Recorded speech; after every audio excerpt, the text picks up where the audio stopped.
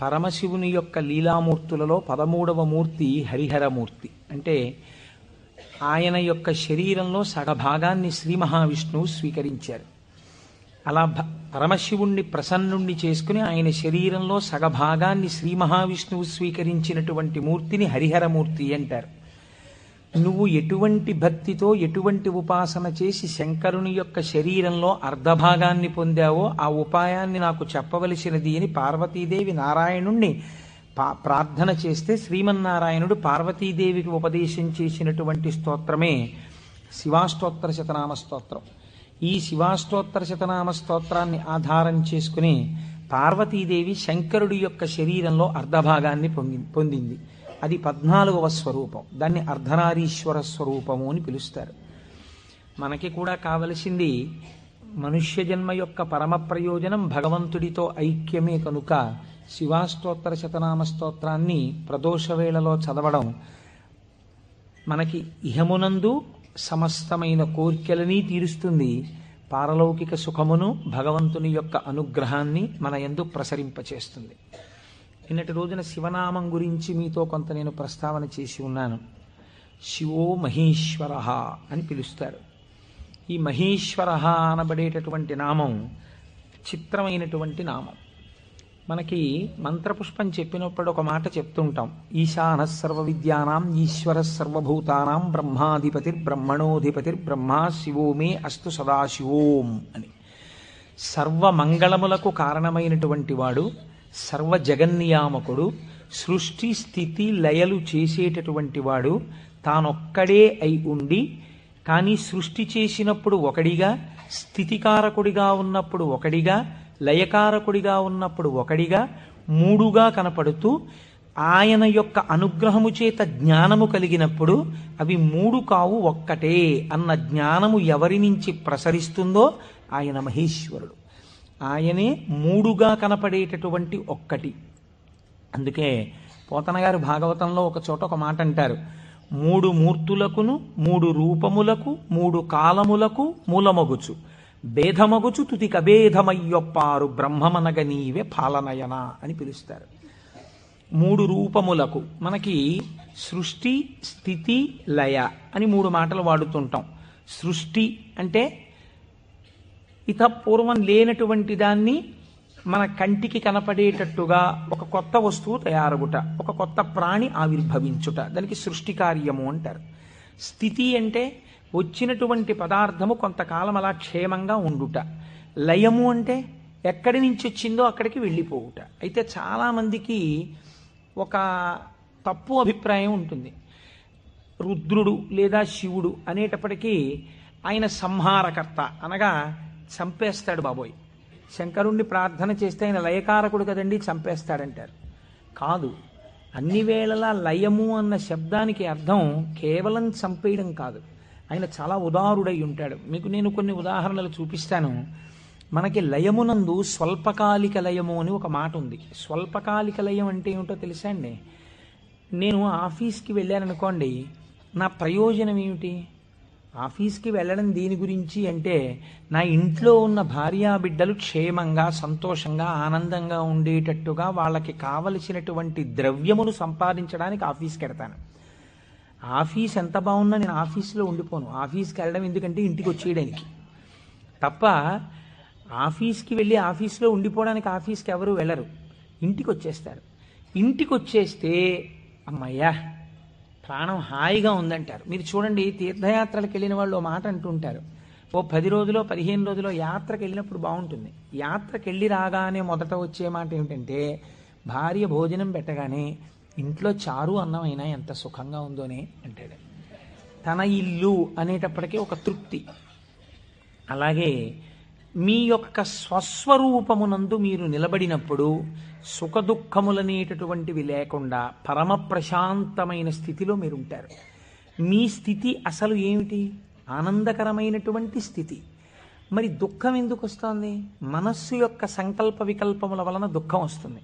ఆ మనస్సు సుషుప్తిలో ఆత్మలోకి చేరిపోయింది అనుకోండి, ఏమీ తెలియని స్థితిలో, అది అజ్ఞానం అంటే మనం తెలుసుకోలేం. కానీ మీరు బాగా గాఢ నిద్ర పట్టినప్పుడు ఎలా ఉంది అన్నారనుకోండి, ఎవ్వడూ కూడా ఎంత దుఃఖంగా ఉందోనండి, అంత గాఢ నిద్ర పట్టింది, ఎంత ఏడుపు వచ్చిందో ఆ గాఢ నిద్రలో అన్నవాడు మీకు ప్రపంచంలో ఉండడు. ఎంత హాయిగా నిద్ర పట్టిందో అంటాడు. ఏమిటా హాయి? మనస్సు లేకపోవడమే హాయి. మనస్సు ఆత్మలోకి వెళ్ళిపోయింది. అలా వెళ్ళిపోయి ఆత్మగా ఉండిపోతే ఎంత సంతోషమో, ఎంత హాయో, ఎంత ఆనందమో. ఈ బాహ్యమును గురించినటువంటి ఎరుక అంతా ఆగిపోతుంది. ఆగిపోయినప్పుడు గొప్ప ఆనందాన్ని పొందుతాడు. ఇలా ఆనందాన్ని పొందినటువంటి స్వరూపము ఏది ఉన్నదో ఆ ఆనందమే శంకరుడు, ఆ ఆనందమే పరమశివుడు. ఆయన ఈ నిద్ర పోయినప్పుడు దీనిని స్వల్పకాలిక లయము అని పిలుస్తారు. నిద్ర పట్టలేదనుకోండి, అంతకన్నా భయంకరమైన స్థితి ప్రపంచంలో ఇంకోటి ఉండదు, అంతకన్నా దుఃఖం కూడా ఇంకోటి ఉండదు. ఒక్కరోజు రాత్రి 1 గంట వరకు నిద్ర పట్టలేదనుకోండి, పిచ్చెక్కినట్టుంటుంది, ఏం చెయ్యాలో అర్థం కాక. ఏదో అలవాటు ఉన్నవాడైతే పుస్తకం తీసుకాసేపు చదువుకుంటే వేరు మాట అనుకోండి. నిద్ర ఎవరు ఇస్తున్నారు? నిద్రని భగవంతుడు మీరు అర్థించకుండా, మీరు ఏ ప్రయత్నమూ చెయ్యకుండా తిరిగి తిరిగి తిరిగి తిరిగి విషయ సుఖాలలో మీరు మగ్నమై ఇంద్రియములన్నీ అలిసిపోయి మనస్సు అలిసిపోతే ఈ శరీరాన్ని తీసుకెళ్ళి ఓ మంచం మీదో, పరుపు మీదో, నేల మీదో, చాప మీదో, బొంత మీదో పడుకోబెట్టేస్తే ఆయన చక్కగా ఇంద్రియాల్లో ఉన్న శక్తిని అంతటినీ తీసి మనస్సులో పెట్టేస్తాడు. కళ్ళల్లో ఉన్న శక్తి వెనక్కి తీసి మనస్సులో పెడతాడు. కళ్ళు తెరిచి ఉంటాయి కానీ చూడడు. ఒక్కొక్కడు కళ్ళు తెరిచి నిద్రపోతాడు, లేకపోతే సగం తెరిచి నిద్రపోతాడు, కానీ ఏం చూడలేడు. ఎందుకంటే శక్తి వెనక్కి వెళ్ళిపోయింది. చెవు దగ్గరికి వెళ్ళి మాట్లాడినా వినపడదు. ఎందుచేత? ఆ చెవికి వినపడే శక్తి మనస్సులోకి వెళ్ళిపోయింది. ఇంద్రియాలలో ఉన్న శక్తి మనస్సులోకి, మనస్సు ఆత్మలోకి వెళ్ళిపోతుంది.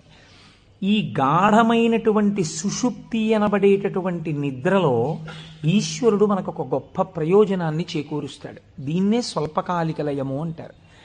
మనం ఛార్జింగ్ లైట్ని కరెంటుతో ఛార్జ్ చేసినట్టు ఈ మనస్సు ఇంద్రియముల యొక్క శక్తి తీసుకుని ఆత్మలోకి వెళ్ళి కూర్చుంటుంది. కూర్చున్నప్పుడు ఈ ఆత్మ మళ్ళీ మనస్సుకి ఇంద్రియములకు కావలసినటువంటి బలాన్ని ఇస్తుంది. తెల్లవారి నిద్ర లేవగానే మనస్సు మేల్కొంటుంది. మేల్కొనడం అంటే ఆత్మ నుంచి విడివడుతుంది. అసలు యథార్థమునకు సృష్టి, స్థితి, లయ అన్నవి ఎక్కడ దర్శనం చేయాలో తెలుసా అండి? మీరు ఇక్కడే దర్శనం చెయ్యాలి. అది మహేశ్వర స్వరూప దర్శనం అవుతుంది. మీకు ఎలా దర్శనం చెయ్యాలి? మీకు నిద్ర లేవగానే మొట్టమొదటి ఆలోచన అయితే వచ్చిందో దానికి మీరు సాక్షిగా ఉన్నారనుకోండి. తెలివి రాగానే నాకు మొదట ఏం ఆలోచన వచ్చింది అంటే ఆలోచన మనస్సు యొక్క స్వరూపం. అది ఏం ఆలోచించిందని మీరు ఆలోచనని పసిగట్టి వేరుగా ఉండడం మీరు ఆత్మగా ఉండడం. ఆత్మగా ఉండి మీరు మొదటి ఆలోచనని చూశారనుకోండి, దాని ఆలోచనల్ని చూడడం మీకు అలవాటు అవుతుంది. ఇది సృష్టి, చతుర్ముఖ బ్రహ్మ దర్శనం. కాబట్టి బ్రహ్మగారికి పూజ లేదు. ఎందుకనంటే ఆ సంకల్ప దర్శనము చేత మాత్రమే మీరు బ్రహ్మదర్శనం చేసేస్తారు. సృష్టి ప్రారంభమైంది అంటే మీ మనస్సు బయటికి వచ్చింది. ఇప్పుడు మీకేం కావాలి? స్థితి కావాలి. స్థితి అంటే నిర్వహణ శక్తి కావాలి. కొన్ని సంకల్పములను మనస్సు చేస్తుంది, వీటిని విడగొట్టగలిగిన ప్రజ్ఞ కావాలి. అది వ్యగ్రతతో ఇవాళ ఈ పని చెయ్యి అంటుంది, నేను చేయను. నీకేం, నీ సొమ్మేం పోయింది నువ్వు చెప్తావు, కానీ మూట కట్టుకొని అనుభవించవలసిన వాడిని నేను చేయను అని మనస్సుకు ఎదురు తిరిగి చెప్పి, ఈ మాట చెప్పావు చాలా బాగుంది, ఇది చేస్తాను అని మనసు చెప్పినవి కొన్ని అంగీకరించగలగాలి. ఇలా చెయ్యడానికి మీకు సమర్థత కావాలి. ఇది నిర్వహణ సమర్థత. అడ్మినిస్ట్రేటివ్ ఎబిలిటీస్ అంటారు చూసారా? ఒక కుర్చీలో కూర్చుంటే ఆయన ఆఫీసర్ గారు, ఆ కుర్చీకి ఒక శక్తి ఉంటుంది. ఆ శక్తిని పొంది ఉన్నవాడు స్థితికారకుడు. స్త్రీగా చెప్తే నారాయణి అమ్మవారు, పురుషుడిగా చెప్తే శ్రీ మహావిష్ణువు. ఆయన స్థితికారుడు. కాబట్టి మీరు ప్రాతకాలమునందు తప్పకుండా విష్ణునామం చెప్పాలి. మీరు పూజామందిరంలోకి వెళ్ళి కూర్చోగానే విష్ణునామంతో ప్రార్థన ప్రారంభం కావాలి. అందుకే ఓం కేశవాయ స్వాహ, ఓం నారాయణాయ స్వాహ, ఓం మాధవాయ స్వాహ, గోవింద విష్ణు మధుసూదన త్రివిక్రమ వామన శ్రీధర హృషికేశ పద్మనాభ దామోదర సంకర్షణ అని ఒకవేళ మనకి సరిగ్గా చెప్పడం చేత కాదేమో అని ఋషులు నిర్ణయించేశారు. అసలు పూజ ప్రారంభమే ఆచమనంతో, ఆచమనం విష్ణునామాలతో. ఆ విష్ణువు యొక్క శక్తి మీ యందు ప్రసరిస్తే మీకు సాయంకాలం వరకు ఆ ప్రజ్ఞ అలా వెడుతుంది. ఎందుకంటే జాగృతిలో ఉన్నప్పుడే మీరు ఇంద్రియాలని మనస్సుని ఈశ్వర స్వాధీనం చెయ్యాలి. దీనికి కావలసిన ప్రజ్ఞ, మీ ఆలోచనల్ని చక్కదిద్దుకోగలిగిన ప్రజ్ఞ మీ యందు ప్రసరిస్తుంది. కాబట్టి విష్ణు పూజతో రోజు ప్రారంభం కావాలి, విష్ణునామంతో ప్రారంభం కావాలి. తరువాత మీరు అభిషేకం చేసుకోవచ్చు, శివార్చన చేయవచ్చు. నేను అలా చెయ్యవద్దని నేను చెప్పట్లేదు. విష్ణునామంతో ప్రారంభించాలి. మనకి భగవంతుడు ఒక్కడే, కానీ మనకి ప్రయోజనం చేకూర్చడానికి అన్ని రూపాల్ని పొందాడు. రాత్రి నిద్రపోయే ముందు శాస్త్రం అంది 11 మార్లు. ఇంకా నువ్వు నామని చెప్పేసిన తర్వాత ఇక మాట్లాడకూడదు. 11 మాటలు శివ శివ శివ శివ శివ శివ శివ అని 11 మాటలు అనుకుని విశ్రాంతి స్థానమునకు శరీరమును చేర్చేయాలి. ఇక పడుకున్న తర్వాత ఇక మాట్లాడడం. ఇప్పుడు ఈ శివానుగ్రహం స్వల్పకాలిక లయం. సృష్టిని దర్శనం చేశాడు, స్థితికారకుణ్ణి ప్రార్థన చేశాడు. ఈ రోజు చేసినటువంటి పనులన్నీ మంచి పనులైతే నిద్రలో నీకు సాత్వికమైనటువంటి ఆలోచనలు వస్తాయి.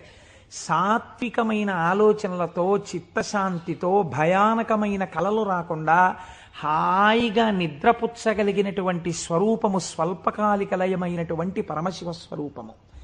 శివనామం చెప్పి నిద్రపోతే నిద్రా సమాధి స్థితి, అది సమాధి స్థితి అవుతుంది. మళ్ళీ లేచాడు, మళ్ళీ సృష్టికర్త దర్శనం చేస్తాడు. తొలితలంపు ఏది వస్తోందో దాన్ని మీరు ఈశ్వరుడి వైపుకి తిప్పడం అలవాటు చేయాలి మనస్సుకి ప్రయత్నపూర్వకంగా. ఫస్ట్ డిక్టమ్ లోపల నుంచి ఏం రావాలో తెలుసా అండి, అది మీరు అలవాటు చేయాలి. అప్పుడు మీరు ఒక రోజుని, కాలమునందు ఒక రోజు అనబడేటటువంటి విభాగమును మహేశ్వరుడిగా మారుస్తున్నారు మీరు. ఇది మహేశ్వరార్చనము. ఒక రోజు మహేశ్వరుడయింది, మీరు ఆ మహేశ్వరార్చన చేత మీరు మహేశ్వరుడైనారు. ఎలా అంటే మొట్టమొదటి ఆలోచన బయటికి వస్తూనే మనస్సుకి ఒకటి అలవాటు ఉండాలి. ఏమిటో తెలుసా అండి అలవాటు? ఇది చిత్రంగా ఉంటుంది. చిలకకి సహజ స్వభావం ఏమిటి? మీరు ఒక పంజరంలోంచి బయటికి తీస్తే ఎగిరిపోవడం. కానీ కొంతమంది చిలక ప్రశ్న అని జ్యోతిష్యం చెప్పేవాళ్ళు ఉంటారు. వాళ్ళు పంజరంలోంచి తలుపు పైకెత్తి చిలకని బయటికి పిలుస్తారు. చిలక బయటికి వచ్చి ఎగిరిపోదు. ఎగిరిపోకుండా వచ్చి అక్కడ పెట్టిన పుస్తకాలని ముక్కు పెట్టి లాగి ఒక పుస్తకాన్ని నుంచి లోపలికి వెళ్ళిపోయి కూర్చుంటుంది. ఆయన తలుపు వేయలేదనుకోండి, అది ఎగరదు, అందులోనే కూర్చుంటుంది. అదేంటి స్వేచ్ఛగా ఎగిరే చిలక ఎగరకుండా ఇలాంటి పనులు చేయడం ఏంటి అంటే ఆయన అలా తర్ఫీదు ఇచ్చాడు దానికి, అందుకని అది అలా ప్రవర్తిస్తుంది. మీరు కూడా మీ మనస్సుకి తర్ఫీదు ఇవ్వడం మీకు రావాలి. నిద్ర లేవగానే అది మొదటి సంకల్పం ఏం చెప్పాలో తెలుసా అండి? ఇప్పుడు నీ ఇంట నీ ఆరాధ్య దైవము, నీ కులదైవం ఎవరున్నారో వారు నువ్వు పడుకున్న వైపు నీ తల ఇటువైపు ఉన్నది.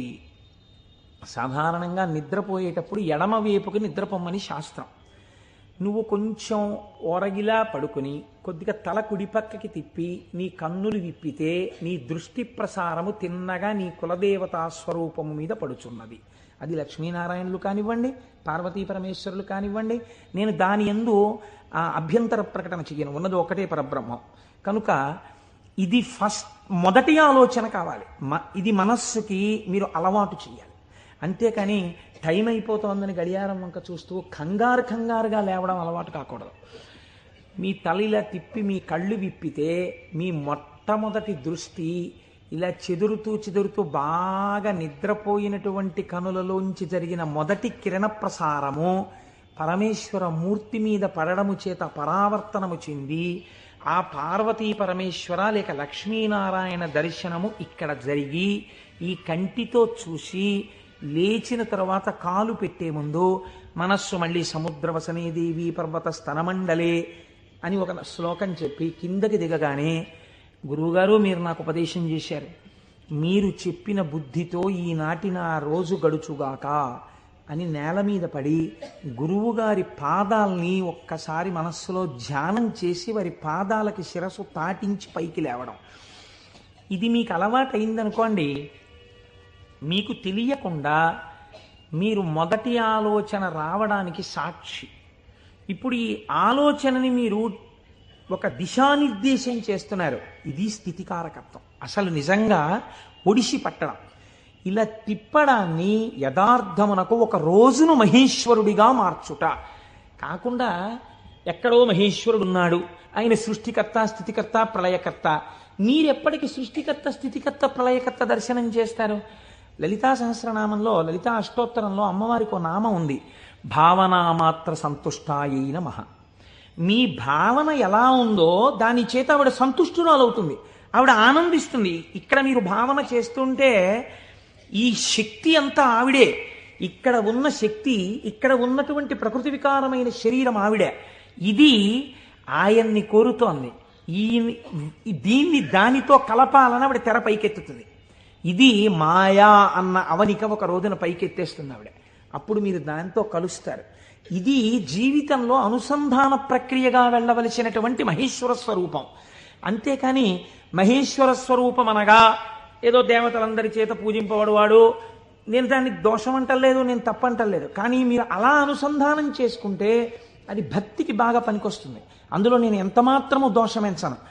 కానీ మీకు ఇది నిత్య జీవితమునందు అలవాటులోకి తెచ్చుకోవలసినటువంటి ప్రక్రియ. మీరు ఇలా దర్శనం చేస్తూ వెళుతున్నారనుకోండి, మీ లయ పరమశివుడు. మీరు ఇప్పటిదాకా ఎవరితో కలిసి ఉన్నారు అని అడిగారనుకోండి, నిద్ర లేవగానే మీరు ధైర్యంగా చెప్పగలగాలి, నేను ఇప్పటి వరకు కైలాసమునందు పార్వతీ పరమేశ్వరులతో కలిసి ఉన్నాను. అది నా నిద్ర. ఎందుచేత?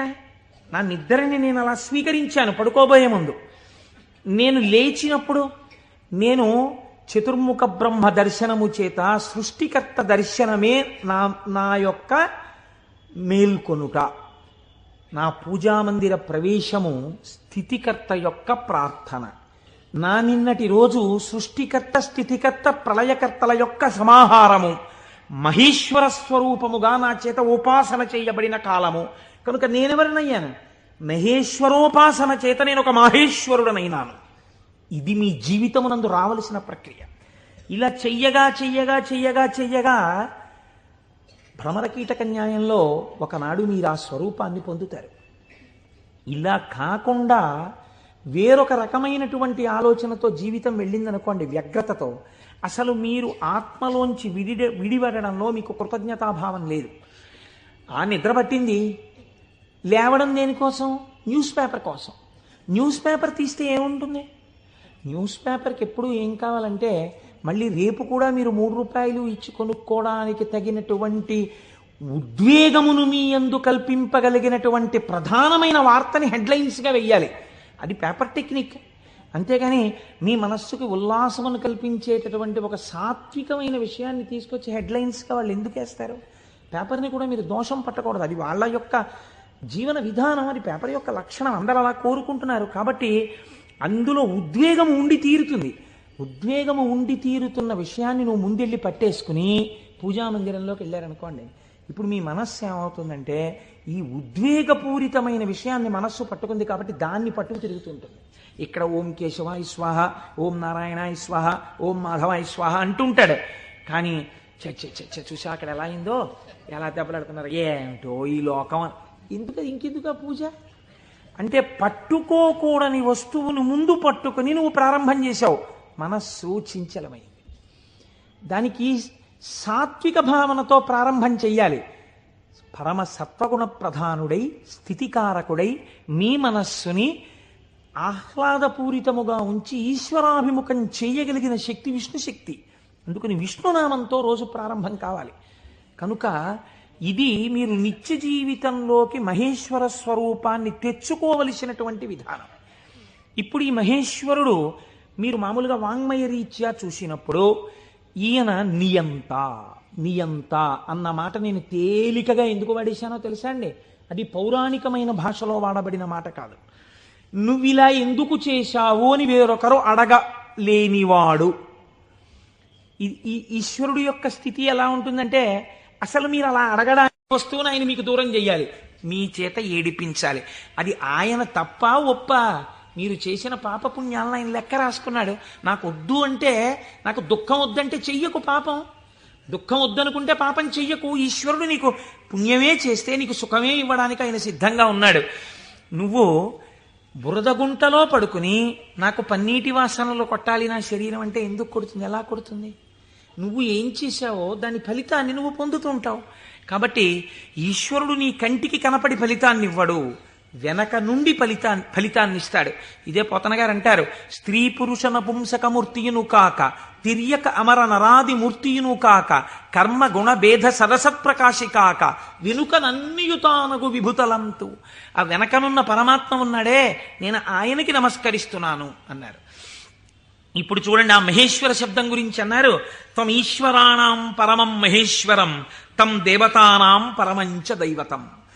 దేవతలందరూ కూడా ఎవరిని ప్రార్థన చేసి నమస్కరిస్తారో, సర్వ జగత్తుని ఎవడు నియమించి పోషించి రక్షించుతున్నాడో, ఎవడు దీనిని నిలబెడుతున్నాడో, ఎవడు తనలోకి తీసేసుకుంటున్నాడో వాడే మహేశ్వరుడు.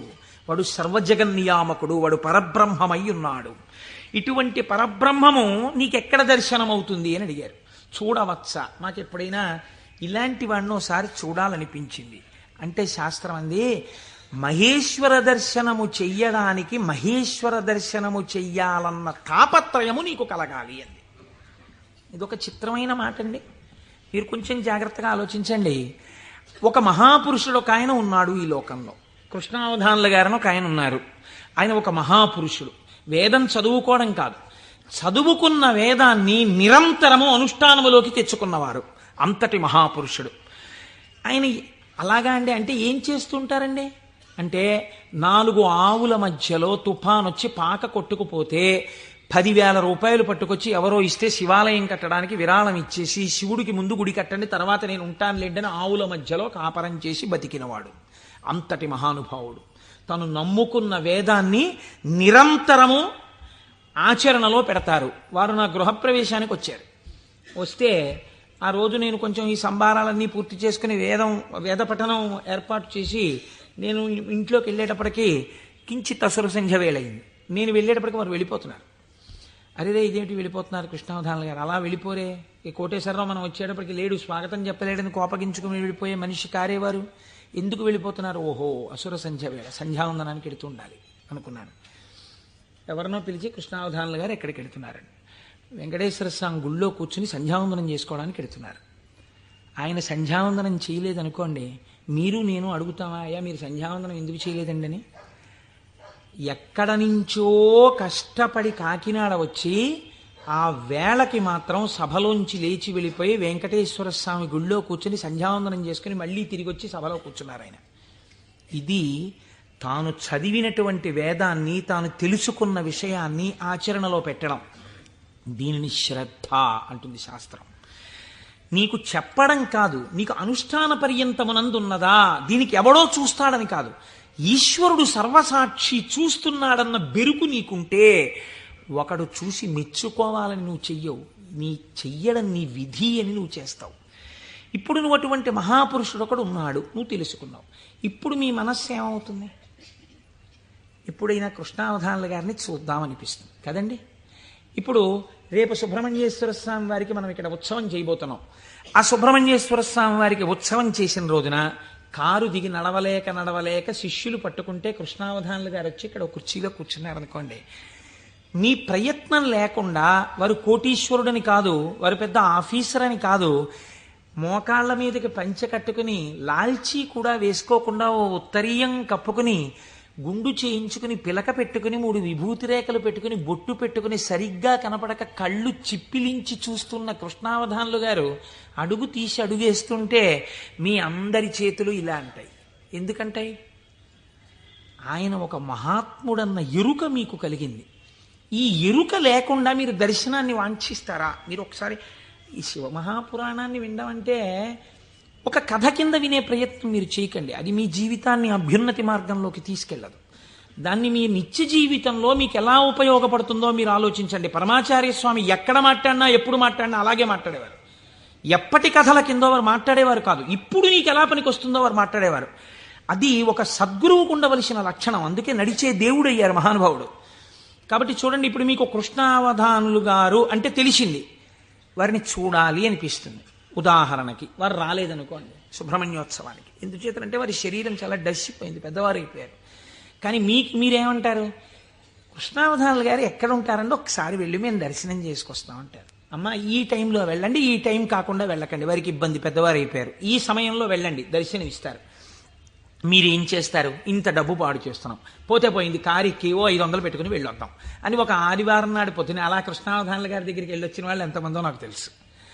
కారు వేసుకుని వెళ్ళి ఓ అరడజన అరటిపళ్ళు ఏవో ఇచ్చి ఒక్కసారి ఆయన్ని చూడగానే, ఇప్పుడు మీకు ఆయన గురించి ఆయన ఏం చెప్పుకోరుగా, కానీ మీరు ఆయన్ని చూస్తుంటే, ఆయన కూర్చుంటే, మీరు ఎక్కడి నుంచి వచ్చారమ్మా అని అడుగుతుంటే, ఆయన ఏదో 4 శ్లోకాలు చెప్తుంటే, ఆ గొంతు తడబడిపోతుంటే, పెద్దవారైపోయి వారు మాట్లాడుతుంటే మీ మనసు ఆర్ద్రమైపోతుంది. మీకు తెలియకుండా మీ కన్నుల వెంట నీళ్లు కారుతాయి. అబ్బా ఏం మహాపురుషుడు, ఏం మహాపురుషుడని పటికి బెల్లం తినేసిన నోరు తీపిగా ఉన్నట్టు మళ్ళీ కారెక్కి వచ్చేస్తారు ఇంటికి. ఎందుకు వెళ్ళారు ఆ ఊరు 500 కారు చేయించుకుని? మీకు తెలిసింది కాబట్టి కృష్ణావధానుల గారంటే, కాబట్టి కదా మీరు దర్శనం చేశారు. మహేశ్వరుడు అంటే సృష్టికర్త, స్థితికర్త, ప్రళయకర్త అని నేను మాట చెప్పాను అనుకోండి, అది మీకు ఏం ఉపయోగపడుతుందని నేను ప్రశ్న వేస్తున్నాను. మీరు ఆలోచించండి. నేను ఈ మాట అన్నాను, అనుసంధానం మీరు కాలగతంలో ఒక రోజులోకి తెచ్చుకోండి, మీకు మహేశ్వర దర్శనం కలుగుతోంది అన్నాను. అది మీకు ఉపయుక్తం. మీరు చూడండి, నేనంటాను మహేశ్వరుడెవరో చూడాలన్న ఉత్సాహం కృష్ణావధానులు గారు ఎవరో తెలుసుకుంటే కలిగినట్టు, ఈశ్వరుణ్ణి చూడాలన్న ఉత్సాహం మీకు ఇక్కడ కలగాలంటే మీరు ఏం చేస్తే కలగదండి. నేను ఒక్క ఉదాహరణ చెప్తాను. నేను పూజ చేసుకోవడానికి కూర్చున్నాను అనుకోండి, ఓ బంతి పువ్వు చేత్తో పట్టుకున్నాను అనుకోండి. బంతి పువ్వు అన్న మాట ఎందుకు వాడానంటే చాలా తేలిగ్గా దొరికే పువ్వు, ₹1 ఇస్తే ఇన్ని పూలు ఇస్తారు. ఓ బంతి పువ్వు ఇలా పట్టుకున్నాను అనుకోండి, మీరు ఎప్పుడైనా చూడండి పువ్వు పైన వాసన వస్తుంది, బంతి పువ్వు యొక్క కాడ తుంపండిలాగా మంచి సువాసన వస్తుంది, కాడ తుంపితే సువాసన వస్తుంది.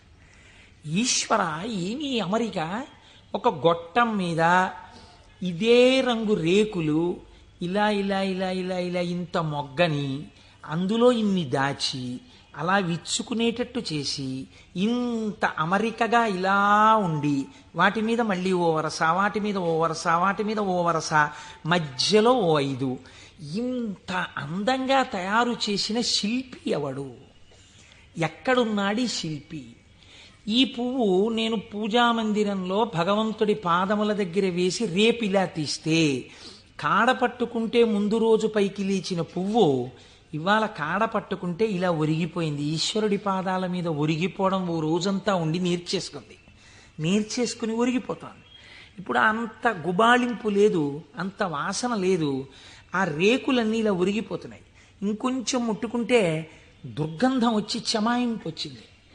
ఎవరసలు దీన్ని ఇలా ఆ బంతి మొక్కలోంచి దీన్ని తెచ్చినవాడు, ఇంత విచ్చుకునేట్టు చేసినవాడు, ఇది ఇలా ఒడిలిపోయేట్టు చేసినవాడు ఎక్కడున్నాడు అని మీకు అనుమానం వచ్చింది అనుకోండి, అప్పుడు మీ పూజ ఆర్తితో ఉంటుంది. వాడే అటువంటి వాడై ఉన్నాడు, వాడు ఈ జగత్తునంతటినీ ఇలాగే సృష్టించి నిర్వహించి లయింపచేస్తున్నాడు, వాడే నా ఆరాధ్య దైవం అడిగో పూజామందిరంలో అని మీరు ఓం నిధనపతయే నమః అని పువ్వేయండి, రమించిపోయింది మీ హృదయం.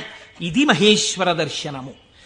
కాబట్టి ఇప్పుడు ఈ ఉత్సుకత, చూడాలి చూడాలి చూడాలి ఈశ్వరుణ్ణి అన్న తాపత్రయం మీరు సృష్టి స్థితి లయానుసంధానము నిరంతర ప్రక్రియగా చెయ్యడంలో ఉంటుంది. ఈ చెయ్యడంగా ఉంటే ఈశ్వరుడు ఎవడు? ఇప్పుడు మీరు తెలుసుకున్నారనుకోండి మహేశ్వరుడు ఏం చేస్తుంటాడో, ఇది తెలుసుకోవడం వల్ల మీకు ఆనందం కలుగుతుంది. ఇప్పుడు ఆయన సర్వజ్ఞత, తృప్తి, అనాదిబోధ, స్వతంత్రత, నిత్యమలుప్త శక్తి, అనంత శక్తిశ్చ విభోర్విధిజ్ఞా షడాహురంగాని మహేశ్వరస్య అంది శాస్త్రం. ఆయన సర్వజ్ఞత. నేను ఇక్కడ కూర్చునున్నాను అనుకోండి, నేను ఈ సభలో జరుగుతున్న విషయాన్ని పసిగట్టగలను. అసలు అది కూడా ఒక్కొక్కసారి జరగదు. ఎందుచేత అంటే నేను ఒక్కొక్కసారి అడిగినటువంటి ప్రశ్న కొంతమందికి ఈయన నిజంగానే అడుగుతున్నాడా అనిపించవచ్చు. ఎందుచేత అంటే మీరు నిన్నను కోటేశ్వరారు నిన్న ఉపన్యాసానికి వచ్చాను, నిన్న మీరు వచ్చారా అంటే అదేమిటి మీ ఎదురుగుండానే కదండి కూర్చున్నాం అంటారు. నాకు స్ఫురణలోకి వెళ్ళదు. ఎందుకు వెళ్ళదు అంటే నేను ఒక విషయాన్ని ప్రతిపాదన చేస్తున్నప్పుడు నా మనస్సు అసలు ఆ విషయం మీద రమిస్తే కదా అది వాక్కులుగా బయటికి వచ్చేది. నా మనసే రమించలేదనుకోండి, నా మనస్సు లోపల దర్శనం చేయట్లేదనుకోండి, మీకు వాక్కులుగా ఎలా వస్తుంది నా నోటి నుంచి? నా మనస్సు అక్కడ ఉండిపోయినప్పుడు నా కన్నులు ఇలా తిరిగినా ఏవో కళ్ళంలోంచి మనస్సులో కెడతాయి, కానీ ఇవన్నింటినీ మనసు పట్టుకుంటోందని మీరు అనుకుంటున్నారా? పట్టుకోవట్లేదు. ఎందుకనంటే ఆ మనసు వేరొక వస్తువును పట్టుకుని ఉంది. దానికోసం ఉపన్యాసం చెప్పడం, ఇంకో ప్రయోజనం కోసం కాదు. ఇలా కూర్చుంటే కాసేపు పట్టుకుంటుంది ఆ వస్తువునని. కాబట్టి ఇప్పుడు అది పట్టుకుని ఉంది, కాబట్టి ఇది పట్టుకోదు, ఇది వదిలిపెట్టేసింది. కాబట్టి కన్ను చూసినా మనస్సు పట్టుకోకుండా వదిలిపెడుతోంది. అలా మీకు నా యొక్క సర్వజ్ఞత యందు ఒక పరిధి ఉంది. నేను ఇక్కడే ఉన్నా నాకు కొన్ని తెలియవు.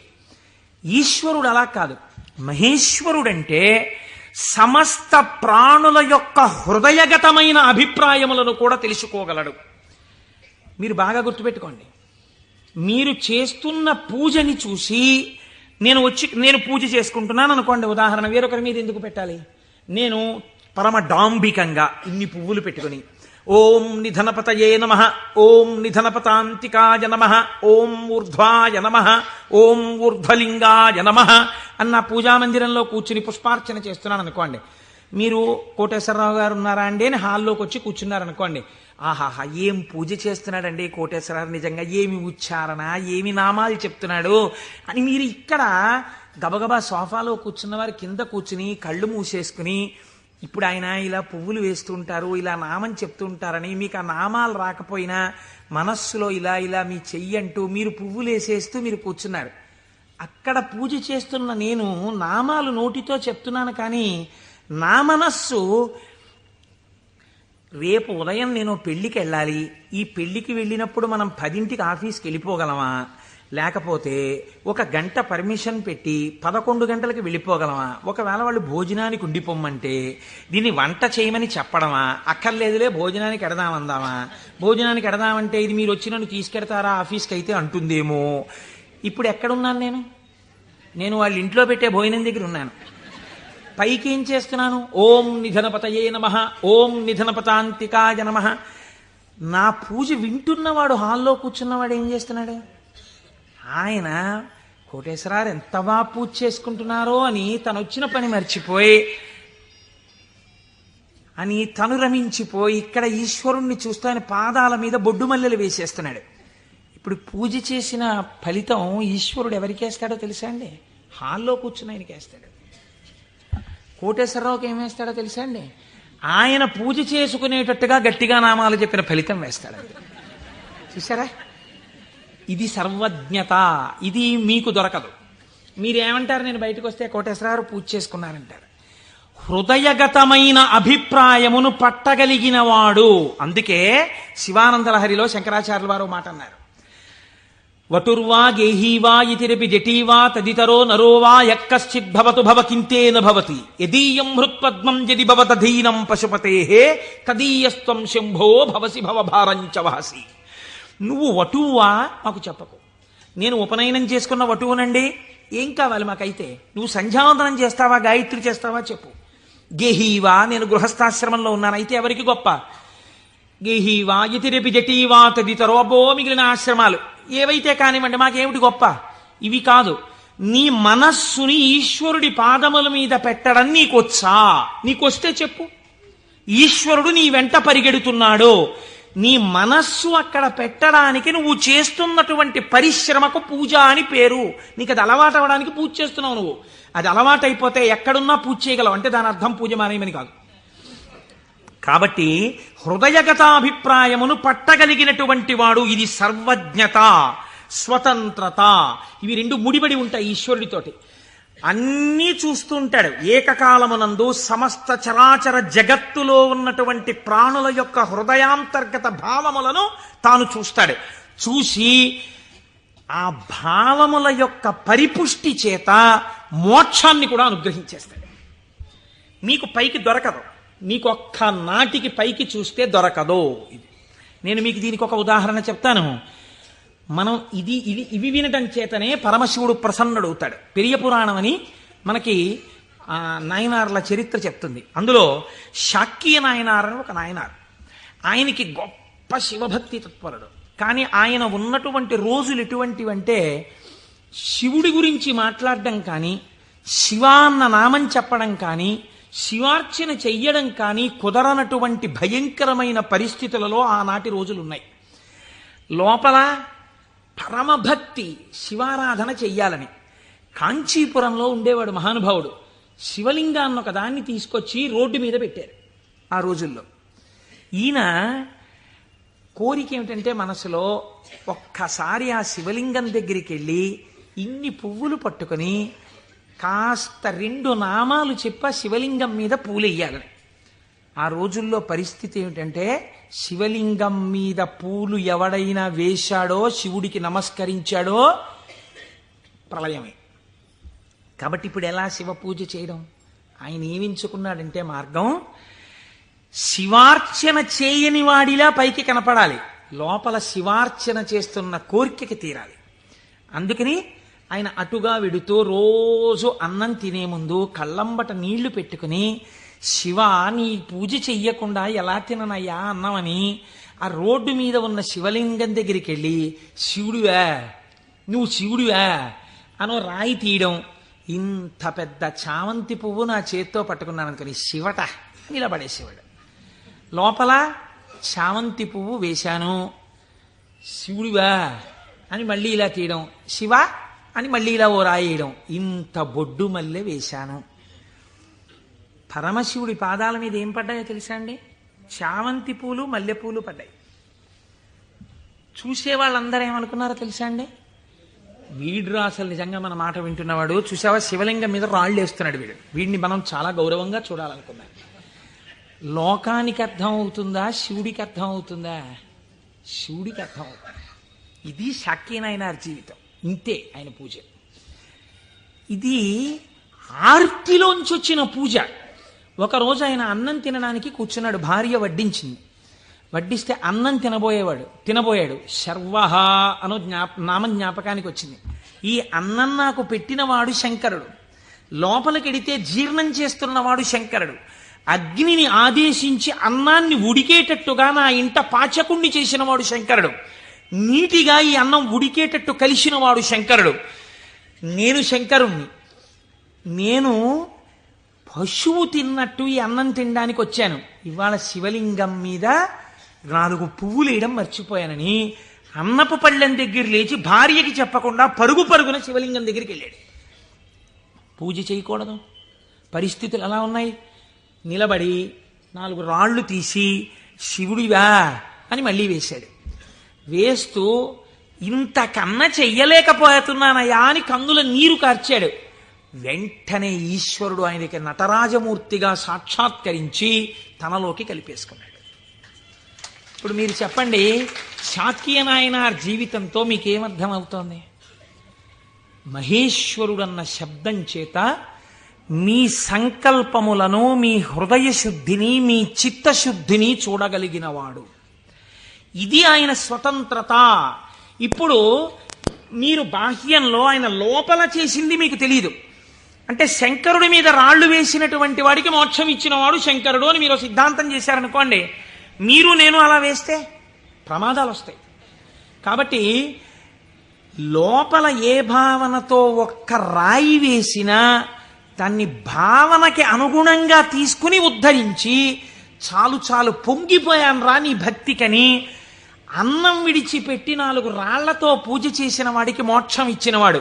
ఇలా చేస్తే మోక్షం ఇవ్వాలని ఏమైనా రూల్ ఉందా? అలా నియమాలు ఏముండవు. ఈశ్వరుడి స్వతంత్రత, ఆయన ఇయ్యగలడు. ఇది మహేశ్వర శబ్దము చేత ప్రతిపాదింపబడుతుంది. ఇది ఆయన శక్తికి లోపం ఉండదు. ఆయన ఇది చేశాడు కాబట్టి ఇంక ఇది చెయ్యలేడని మీరు చెప్పలేరు. ఆయన శక్తి క్షీణించిపోయిందండి, ఆయన అలిసిపోయాడండి, అలా ఏం ఉండదు. నిరంతర ఉత్సాహముతో ఉంటాడు. ఎప్పుడూ ఆయన శక్తి క్షీణించడం అన్నది ఉండదు. అటువంటి వాడెవడో సర్వజ్ఞత, తృప్తి అన్న మాట ఎప్పుడు వస్తుందండి? మీరు చూడండి, ఒక ఆయనకి పెద్ద బంగళా ఉంది, కానీ ఆయన ఎప్పుడు ఎక్కడ కూర్చుని ఉంటారంటే ఆ ఇంటి పెరట్లో ఓ చక్కటి పూలతోట ఉంది, అందులో ఆయన ఒక ఈజీ చైర్ వేసుకుని అందులో కూర్చుని ఉంటారు ఎక్కువ. మా దొరగారు ఎక్కువగా వేప చెట్టు కింద కూర్చుని ఉండేవారు. వేప చెట్టు కింద కూర్చుని దొరగారు ఉన్నారు కాబట్టి దొరగారు ఇంట్లో ఉండడానికి అవకాశం లేదు. ఐశ్వర్యవంతులు శిష్యులున్నారు. ఏమిటి ప్రారంధం? ఇన్ని కన్నాలతో ఉన్నటువంటి తువ్వాలతో ఎలా తుడుచుకుంటున్నారు? మీకు ఒక మంచి తువ్వాలే కొనివ్వలేమా అన్నారంటే ఆయన అన్నారు, ఎవరు చెప్పారు మీకు నా తువ్వాలు కన్నాలతో ఉందని? సహస్రాక్షుడే నా తువ్వాలు, ఇంద్రుణ్ణి తువ్వాలుగా తుడుచుకుంటున్నాను, అందుకే చూడండి దానికి 1000 కళ్ళుంటాయన్నారు. ఇది తృప్తి. తనకిది లేదన్న భావన ఉండదు. అంతా నాదే, నాది కాంతి ఏమిటన్న భావనతో బతుకుతారు పెద్దలు. కాబట్టి అటువంటి తృప్తి మహేశ్వరుడి సొత్తు. కాబట్టి ఇటువంటి స్వతంత్రత, ఇటువంటి శక్తి కలిగిన వాడు ఏదైనా చేయగలడు. ఇక్కడ మనకి ఒక అనుమానం వస్తుంది, ఏమన్నా అంతా బాగుంది కానీ మనందరికీ ఎందుకంటే అలా కనపడదు? మరి మనందరికీ కూడా అలా తెలిసిపోయి హాయిగా భావన లోపల నాటుకుపోయింది అనుకోండి, ఇంకా మనందరం మీరు చెప్పేది ఏముంది, రేపు పొద్దున్న నుంచి మీరు కింద కూర్చోండి మేము అందరం చెప్తాం ఆ పతంజలి చెప్పినట్టు 1000 నాలుకలతోటి అంటే మరి ఎందుకు నిలబడదు? ఇది మీరు చాలా జాగ్రత్తగా కనిపెట్టవలసినటువంటి రహస్యం శాస్త్రంలో. మాయినంతు మహేశ్వరం, ఆయన మాయ ఆయనని చూడకుండా మిమ్మల్ని అడ్డగిస్తుంది. ఆ మాయ ఆయన అనుగ్రహం చేతనే తొలగుతుంది. మాయ అంటే ఉన్నదా లేనిదా? ఉన్నట్టు కనపడి లేనిది. అది చిత్రం. అది ఎవరిది? ఈశ్వరుడిదే. ఈశ్వరుడిదే అయిన మాయ ఈశ్వరుణ్ణి కనపడకుండా చేస్తుంది. ఏమిటండి మీ మాటలు అయోమయంగా ఉన్నాయి? నేను మీకు ఉదాహరణ చెప్తాను. మేఘం ఎవరి వలన వచ్చింది? సూర్యుడి వలనే వచ్చింది. సూర్యుడు సముద్రములో ఉన్నటువంటి నీటిని లాగాడు. నీటిని లాగితే నీటి ఆవిరిగా వచ్చి మేఘం ఏర్పడింది. ఈ మేఘం సూర్యుడికి అడ్డొచ్చింది. ఇప్పుడు సూర్యుడు కనపడ్డా? కనపడ్డ మేఘం అడ్డొచ్చేసింది. సూర్యుడి చేత తపింపబడిన సముద్ర జలములు ఆవిరిగా పీల్చబడితే మేఘమై సూర్యుడినే అడ్డినట్టు ఈశ్వరుడు యొక్క శక్తియే మాయగా పరిణమించి ఈశ్వరుడు కనపడకుండా చేస్తుంది. ఈ మాయ తొలగడం ఎవరి వల్ల తొలగుతుందో తెలుసా అండి? ఈశ్వర వాక్కు వలన, ఈశ్వర స్వరూపులైన గురువాక్యముల వలన. నిరంతర గురువాక్య శ్రవణమే మాయ తొలగుటకు సాధనము. అందుకే గురువు లేని విద్య గుడ్డి విద్య. ఆ గురువు అనుగ్రహం ఉంటే తప్ప మాయ తొలగదు. ఈ మాయ చిత్రంగా ఉంటుంది. ఎంత చిత్రంగా! మాయ యొక్క స్వభావమేమి మీకు తేలిక మాటల్లో చెప్పాలంటే, ఇప్పుడు నేను దాని గురించి పెద్ద చర్చ చెయ్యకుండా చెప్పాలి అంటే, మాయ వలన వచ్చేటటువంటి ఉత్తర లక్షణము కామక్రోధములు. ఎందుచేత? వెంటనే ఈశ్వరుడితో ఉన్నటువంటి పట్టు విడిచిపెట్టేసుకుని తన యందు పెట్టేసుకుంటాడు. పెట్టేసుకుని ఈశ్వర దర్శనమాగి ఇదంతా నా ప్రజ్ఞ అంటాడు. అనగానే మాయ ఏర్పడిపోయిందనమాట. అంతే. ఏర్పడి కామక్రోధములతో కొట్టుమిట్టాడుతుంటాడు. మీరు ఒక్క విషయం, నేను ఇప్పుడు ఒక విషయాన్ని చెప్పబోయే ముందు నేను ఇప్పుడు శివమహాపురాణంలోంచి ఒక ఆఖ్యానాన్ని అనుసంధానం చేయబోతున్నాను. ఇది చెప్పబోయే ముందు నేను ఒక విషయం చెప్పకుండా మొదలు పెడితే ఒక ప్రమాదం ఏర్పడేటటువంటి అవకాశం ఉంది. ఒక 95 సంవత్సరాల వృద్ధుడు అలా వెళ్ళిపోతూ ఉపన్యాసం అయిపోయిన తర్వాత ఒక ఆటో కింద పడబోయారనుకోండి. చూసిన వాళ్ళు, అయ్యయ్యో తాతగారు అదేంటండి అలా ఆటో కనపడలేదా మీకు అంత లైట్ వేస్తే? అంటే బాబు కళ్ళు డాజిల్ అయిపోయాయా, కనపడలేదు, పడిపోయాను అన్నారు అనుకోండి. మీరు ఏంటంటారు? గబగబా ఎత్తి తీసుకొచ్చి పక్కన కూర్చోబెట్టి, తాతగారు ఏమైనా దెబ్బలు తగిలాయా అండి అని ఆటో పిలిచి మాట్లాడి వారిని వారి ఇంటికి పంపిస్తారు.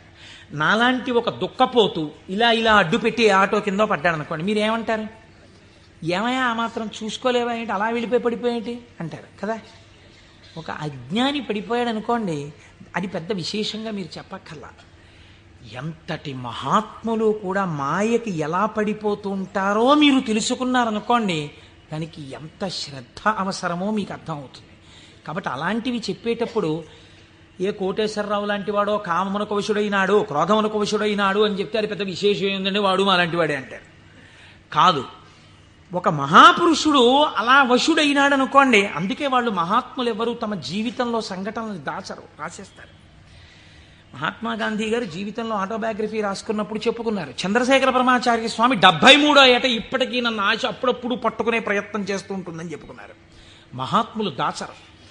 కనుక చూడండి, శివమహాపురాణం మీకు ఈ జ్ఞానాన్ని ఉపదేశించడానికి ఒక అద్భుతమైన ఘట్టాన్ని తీసుకొచ్చి బోధ చేసేటటువంటి ప్రయత్నాన్ని ప్రారంభం చేస్తోంది. ఒకానొక సమయంలో నారద మహర్షి హిమవత్ పర్వతము యొక్క క్రింది భాగమునందు గంగానది ప్రవహించేటటువంటి ప్రాంతంలో పరమశివుడు ఎక్కడ కూర్చుని తపస్సు చేశాడో అటువంటి గుహలో కూర్చుని పరబ్రహ్మమును గూర్చి తపస్సు చేశారు. తపస్సు చేస్తున్నప్పుడు ఇంద్రుడు మన్మధుణ్ణి పిలిచి ఒక మాట చెప్పాడు. తపస్సు చేస్తున్నాడా? తపస్సు అంటే భగవంతుని యందు మనస్సు లగ్నమై ఉండాలి. అది చంచలమవుతుందా లేదా పరీక్ష చేస్తుంటారు. కనుక నువ్వు వెళ్ళి వికారములను ఇంద్రియములకు చూపించి వశుడవుతాడేమో చూడమన్నారు. అంటూ ఇంద్రుడు అన్నాడు, హిమశైల గుహాయాం హి మునిస్తపతి నారద మనసోద్దిశ్య విశ్వేశం మహాసంయమవాన్ దృఢ. అడిగోనయా, మహాసంయమవాన్, సంయమి అయినటువంటి నారద మహర్షి తపస్సు చేస్తున్నాడు. మన్మథా, నువ్వు అక్కడికెళ్ళి ప్రలోభ పెట్టి ఆయన తపస్సు భగ్నమయ్యేటట్టుగా చూడు. అగ్నియందు తప్తమైతే కదండి బంగారానికి కాంతి. పరిస్థితులను తట్టుకుని నిలబడినప్పుడు కదండి వాడు బ్రహ్మశ్రవణం.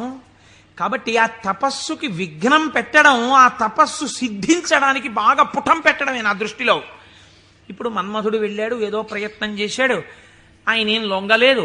నారద మహర్షి యొక్క తపస్సు సఫలీకృతమైంది. ఆ తపస్సు పూర్తి చేసి ఆయన బయటికి వచ్చారు. చిత్రం చూడండి, ఇంతసేపు అన్నిటినీ విడిచిపెట్టి ఒక గుహలో కూర్చొని పరబ్రహ్మానుసంధానం చేసి గొప్ప తపస్సు చేసినటువంటి నారద మహర్షి ఎక్కడికి వెళ్ళారు? ఎవరి గురించి తపస్సు చేశారో వారిని సాకారముగా చూడ్డానికి కైలాస పర్వతానికి వెళ్ళారు. వెళ్ళి ఏమని చెప్పాలి? ఈశ్వర, మీ అనుగ్రహం నా చేత తపింపచేసి తపస్సునందు నాకు సాక్షాత్కరించి నాకు జ్ఞానభిక్ష పెట్టారని చెప్పాలి. కానీ ఆయన వెళ్ళి అన్నాడు, ఇది మాయ కమ్మడం అంటే ఎంత గమ్మత్తుగా ఉంటుందో చూడండి. ఈశ్వర, హిమవత్పర్వత ప్రాంతంలో ఉన్నటువంటి గుహలో కూర్చుని నేను తపస్సు చేశాను. మన్మధుడు వచ్చి నా మీద బాణాలు వేసే ప్రయత్నం చేశాడు. కానీ నేను ఆ మన్మథ బాణములను లెక్క పెట్టలేదు. కామమును జయించాను అంటే ఈశ్వరుడు చేసిన పని నేను చేశానని చెప్పుకోవడం సోత్కర్ష. కాబట్టి నేను కామమును జయించాను, జయించి నేను తపస్సు యందు సిద్ధిని పొందాను అన్నాడు. అంటే శంకరుడు నవ్వాడు. ఇక్కడ మీరు శివుడు చెప్పిన మాటని చాలా గట్టిగా పట్టుకోవాలి. ఆయన అన్నాడు, బాగుందయ్యా, చాలా చక్కటి మాట చెప్పావు, చాలా సంతోషం. కాముణ్ణి జయించావా? మాటలా కాముణ్ణి జయించడం అంటే జయించిన వాడికి తెలుస్తుంది, అందుకు కదా నాకు వచ్చి చెప్పావు. నేను సంతోషించాను. కానీ నారదా, నీకొక్కటి చెప్తాను, గుర్తుపెట్టుకో. అయిననొక మాట చెప్పెదా, మానసమున నుంపు దీని మరువకుమెప్పుడున్ మౌనీంద్ర వైకుంఠునితో నుడువకు నీ తపంబు తోరపు సిద్ధిన్. నాకు చెప్పావు కదా నేను కాముణ్ణి గెలిచానని. నీకు అలవాటు కదా, వైకుంఠానికి కూడా వెళ్ళి నారాయణ దర్శనం చేస్తావు. ఉన్నది ఒక్కటే పరబ్రహ్మమైన అన్ని రూపాలుగా చూడడంలో నీకు ఆనందం. అక్కడ మాత్రం ఇలా చెప్పకే, నా దగ్గర చెప్తే చెప్పావు అన్నాడు. ఏదో ఇలాగే చెప్తాడు ఈ పెద్ద ఆయన, ఏడు పెద్ద పట్టించుకునేది అనుకున్నాడు. గురువుల మాట తిరస్కరించడం అంటే ఇదే. అనుష్ఠానములోకి రాని విద్య, అది శ్రవణమునకు పనికొస్తుంది అంతే. సినిమా కథల ఎందుకది? అనుష్ఠానంలో పెట్టినప్పుడు ఎందుకు ఇంకా వేదాంత విద్య? ఇప్పుడు ఆయన బయలుదేరి ఎవరి దగ్గరికి వెళ్ళాడు? ఈయన దగ్గర నుంచి ఆయన దగ్గరికి వెళ్ళేటప్పుడు మధ్యలో తండ్రి గారు సృష్టికర్త దగ్గరికి వెళ్ళాడు. ఎవరు అసలు కాముణ్ణి గెలిచాడో ఆయన దగ్గరికి వెళ్ళి నీతో నేను ఈక్వల్ స్టేటస్ పొందానని చెప్పడం సంతోషం. అందులో ముందు శివుడి దగ్గరికి వెళ్ళాడు, తర్వాత నాన్నగారికి చెప్దాను లేని తండ్రి గారి దగ్గరికి వెళ్ళాడు. ఈ మాట నువ్వు శ్రీమన్నారాయణుడికి చెప్పకేం వైకుంఠంలో అన్నదాన్ని అసలు లక్ష్యమే పెట్టలేదు. అందుకని బ్రహ్మగారి దగ్గరికి వెళ్ళి ఈ మాట అడగలేదు. ఎందుకండి శివుడు ఇలా అన్నాడు అని అడగలేదు. అడగకుండా వెళ్ళి మళ్ళీ ఇదే చెప్పాడు బ్రహ్మగారి దగ్గర. నాన్నగారు నేను తపస్సు చేశానండి, మన్మధుడు వచ్చి బాణాలు వేశాడండి, అయినా నేను చెల్లించలేదండి, కాముణ్ణి గెలిచాను, తపస్సు యందు సిద్ధిని పొందాను అన్నాడు. అంటే బ్రహ్మగారు అన్నాడు, ఊరే నాన్న అలా అనకూడదురా, నేను నీకో మాట చెప్తాను విను. మున్నట శంకరుండు తపముల్ ఒనరించుచున్న మన్మధుండన్నిటలాక్షు గెల్వచని అంతము చెందే తదీయదేవి ఆ పన్నగ భూషణం కొలిచి భర్తననుంగునిగాగనుందే ఆ పుణ్యపు భూమి శాంకర విభూతి జయించితి నీవు కాముని. నువ్వు ఎక్కడ కూర్చుని తపస్సు చేశావో అక్కడ ఇతపూర్వం పరమశివుడు కూర్చుని తపస్సు చేశాడు. అక్కడికి మన్మధుడు వస్తే ఆయన తన మూడవ కంటి మంట చేత మన్మధుణ్ణి కాల్చేశాడు. మన్మధుడు బూడిదైపోయాడు. రతీదేవి ప్రార్థిస్తే వేరొక రూపంతో నీ భర్త నీకు కనపడతాడని వరం ఇచ్చాడు. ఆ ప్రాంతంలో మన్మథ బాణములు పనిచెయ్యకపోవడానికి కారణం ఇతపూర్వం శంకరుడు తపస్సు చేయడం. అక్కడికెళ్ళి కూర్చుని నువ్వు తపస్సు చేసి నేను గెలిచానంటావేమిటి? అలా చెప్పకూడదు, తప్పది. అందుకని నేను కాముణ్ణి గెలిచాననుకో, నువ్వు కాముణ్ణి గెలవడానికి కారణము ఇతపూర్వము ఈశ్వరుడు అక్కడ తపించుట. అది శివప్రజ్ఞ, నీ ప్రజ్ఞ కాదు, నువ్వు అలా అనకు అన్నాడు. అంటే మనం ఏదైనా సాధిస్తే ఇది ఈశ్వరానుగ్రహము చేత సాధింపబడినది అనాలి. అంతేకాని నారదుడు తప్పు చేశాడని మనం ఇంటికి వెళ్ళిపోతే ఇంకెందుకు? ఆయనకి తీర్పు చెప్పడానికి మనం అక్కర్లేదు. మనం కూడా ఏదైనా సాధించినప్పుడు ఇది ఈశ్వరానుగ్రహముతో సాధింపబడినది అన్నమాట మాత్రమే వాడాలి తప్ప మన యందు నిక్షేపించుకోకూడదన్నని. బ్రహ్మగారు ఈ మాట చెప్తే ఏమిటో నాన్నగారు కూడా ఇలాంటి మాటలన్నీ చెప్తారు. శంకరుడు తపస్సు చేస్తే మాత్రం నా మీద బాణాలు ఇస్తే నేను తట్టుకున్నానా లేదా? ఆయన చెప్పద్దని చెప్పాడు, విష్ణుమూర్తికి చెప్పకి ఈ మాట అన్నాడు. ఎందుకని మీరు బాగా గుర్తించాలి. శాంభవీ మాయ, వైష్ణవ మాయ అని రెండు మాటలు వాడతారు. పరమశివుడి భార్యగా శాంభవి ఏ మాయ స్వరూపంలో ఉంటుందో అదే వైష్ణవ మాయగా ఉంటుంది పురుష స్వరూపంతో ఉంటే. నువ్వు ఈ మాటలు చెప్తే నీకు బాగా అనుభవంలోకి వచ్చేటట్టు ఒకసారి దింపి పైకెత్తుతాడు, బాగా అనుభవంలోకి వస్తుంది, కొత్త కథ వస్తుంది. ఎందుకు వచ్చింది అక్కడ చెప్పకని చెప్పాడు ఆయన. ఆయన పెద్ద బుద్ధితో చెప్పాడు, వినాలి కదా ఆయన. ఆయనకి మాయలో దిగి ఓసారి తొట్టుపడ్డమే బాగా నచ్చింది. మన బుద్ధి నారదుడి మీద పెట్టి చెప్పకూడదు. ఆయన మహానుభావుడు. నారదుడంటేనే జ్ఞానం, అంతటి వాడికి తప్పలేదు మాయ. ఇప్పుడు ఆయన వైకుంఠానికి వెళ్ళాడు. వైకుంఠానికి వెళ్ళి గబగబా ఎదురొచ్చి, ఏమిటి నారదా ఈ మధ్య కనపట్టలేదు అని ఎదురొచ్చాడు నారాయణుడు. ఎదురొస్తే ఏం చెప్పమంటారు స్వామి, నేను తపస్సు చేశాను, మన్మధుడొచ్చి నా మీద బాణాలు వేశాడు, నేను చెల్లించలేదు, నేను తపస్సునందు సిద్ధి పొందానన్నాడు. అయిపోయింది, చెప్పద్దన్న చోట చెప్పేశాడు. అనకరా అన్న మాట అనేశాడు. ఏమొచ్చింది ఇప్పుడు దానివల్ల? నేను వెంకటాచలంలో దర్శనం 3 మాటలు చేశానండి. ఈ లైన్లోంచి వెళ్తున్నప్పుడు బయటకు వచ్చేసే లైన్లోంచి లోపలికి పంపించే లైన్లోకి దూరిపోయి 2 మాటలు దర్శనం చేసుకున్నాను అన్నారనుకోండి. అది పాపమా పుణ్యమా మీరు ఆలోచించండి. ఈశ్వరుణ్ణి దొంగచాటుగా మీకు ఆ టిక్కెట్టు మీద ఒక్కసారి చూసిరా, మీకు ఎంత దర్శనం లభ్యమైతే కోట్ల జన్మలు తపించిన వాళ్ళకి దొరకని ఈశ్వరుడు నాకు ఈ మాత్రం లభించాడని సంతోషంగా బయటకు వస్తే కృతార్థత. దొంగతనంగా దూరిపోయి 2వ మాట వెళ్ళొస్తే నాకు మీకు తెలియదేమో, ఈశ్వరుడికి తెలియదండి, వెంకటేశ్వరుడికి. అంటే దొంగతనంగా 2వ మాట వచ్చావా నన్ను చూడ్డానికి అని దానికి తగిన ఫలితం ఆయన ఇస్తే ఏమవుతావు? ఎందుకు వచ్చినల్లది? ఇవే అక్కర్లేని పనులు, చెయ్యొద్దన్న పనులు చేయడం అంటే ఇలాగే ఉంటాయి. కాబట్టి ఆయనకి చెప్తే ఆయన వెంటనే అన్నాడు, అబ్బబ్బబ్బ ఎంత గొప్ప పనో, ఏది మళ్ళీ చెప్పు. నేనండి తపస్సు చేసి మన్మథ బాణాలు పడితే లొంగకుండా సిద్ధి పొందాను. అబ్బా ఎంత గొప్ప విషయమయ్యా నారదా, ఎంత సంతోషంగా ఉందో నాకు. ఎవరు చేయగలరాయా ఈ పని? శివుడు చేశాడు, నువ్వు చేశావు. ఆయనకి అర్థమైపోయింది. ఓహో, అంటే ఇప్పుడు ఈయనకి బాగా పుటం పెట్టి జ్ఞానము లోపల నిలబడేటట్టుగా చెయ్యవలసిన అవసరం ఏర్పడింది. అంతేకాని ఆయన్ని చిన్నబుచ్చడం కాదు, తొట్టుపడకుండా నిలబెట్టాలి మనం అయితే ఇప్పుడు. కాబట్టి చాలా సంతోషమోయ్ అని కౌగిలించుకుని వెళ్ళిరా అన్నాడు. ఇప్పుడు మాయ ప్రారంభం అయిపోయినట్టే కదండి, అది నడిపిస్తుంది ఎటు వెళ్ళాలో. ఈయన బయలుదేరి వెడుతున్నాడు. వెడుతూ వెడుతూ ఒక రాజ్యంలోకి వెళ్ళాడు. ఆ రాజ్యాన్ని పరిపాలించేటటువంటి రాజు పేరు శీలనిధి, ఆయన కుమార్తె పేరు శ్రీమతి. వెళ్ళి ఆ శీలనిధి అనబడేటటువంటి రాజు యొక్క అంతఃపురంలోకి వెళ్ళాడు. మహానుభావుడు నారదుడు వచ్చాడన్నాడు, స్వాగతం చెప్పారు, పాదములు కడిగారు, తీసుకొచ్చారు, కూర్చోపెట్టారు. వాళ్ళ అమ్మాయిని తీసుకొచ్చారు. అమ్మాయినికి నమస్కారం చెయ్యమ్మా అన్నారు. ఆ పిల్ల నమస్కారం చేసింది. మా పిల్లకి ఎటువంటి వరుడు వస్తాడో చెప్పండి అన్నారు. ఆ పిల్ల యొక్క చెయ్యి చూసి త్రికాలవేది నారదుడంటే తెలియందేముందండి. ఆయన అన్నాడు, లక్ష్మీదేవికి భర్త ఎవడో, ఎవడు సర్వవ్యాపకుడో, ఎవడు నిరంతరము లోకము చేత పూజింపబడుతుంటాడో, ఎవడు మహానుభావుడో అటువంటి శ్రీ మహావిష్ణువుకు ఈమె ఇల్లాలవుతుంది అన్నాడు. అక్కడ వరకు బాగా చెప్పాడు. కానీ ఆమెని చూడగానే కామాన్ని కదా గెలిచానన్నాడు. ఈవిడ నా ఇల్లాలైతే ఎంత బాగున్నో అనిపించింది. కానీ ఆవిడ జాతకంలో ఏముంది? శ్రీ మహావిష్ణువు భర్త అవుతారని ఉంది. ఈ అమ్మాయికి పెళ్లి ఎలా చేద్దాం అనుకుంటున్నావు అని అడిగాడు. రేపు స్వయంవరం పెట్టామండి, స్వయంవరంలో ఈమె వరమాల వేస్తుంది అంటే విష్ణువు సాకారుడై వస్తాడు ఈ సభలోకి. ఇప్పుడు మళ్ళీ వెనక్కి తిరిగి వైకుంఠానికి వెళ్ళాడు. వెళ్ళి, అయ్యా ఎవరికైనా చెప్పుకుంటే కొంచెం సిగ్గుచేటుగా ఉంటుంది, నా మనస్సు ఆ శ్రీమతిని పెళ్లి చేసుకోవాలి అని ఉవ్విళ్ళు ఉరిపోతోంది, ఆమె నాకు దక్కకపోతే మన్మథబాణముల చేత చచ్చిపోతాను. ఎవరండి ఇంతకు ముందు వచ్చి చెప్పినప్పుడు ఏం చెప్పాడు?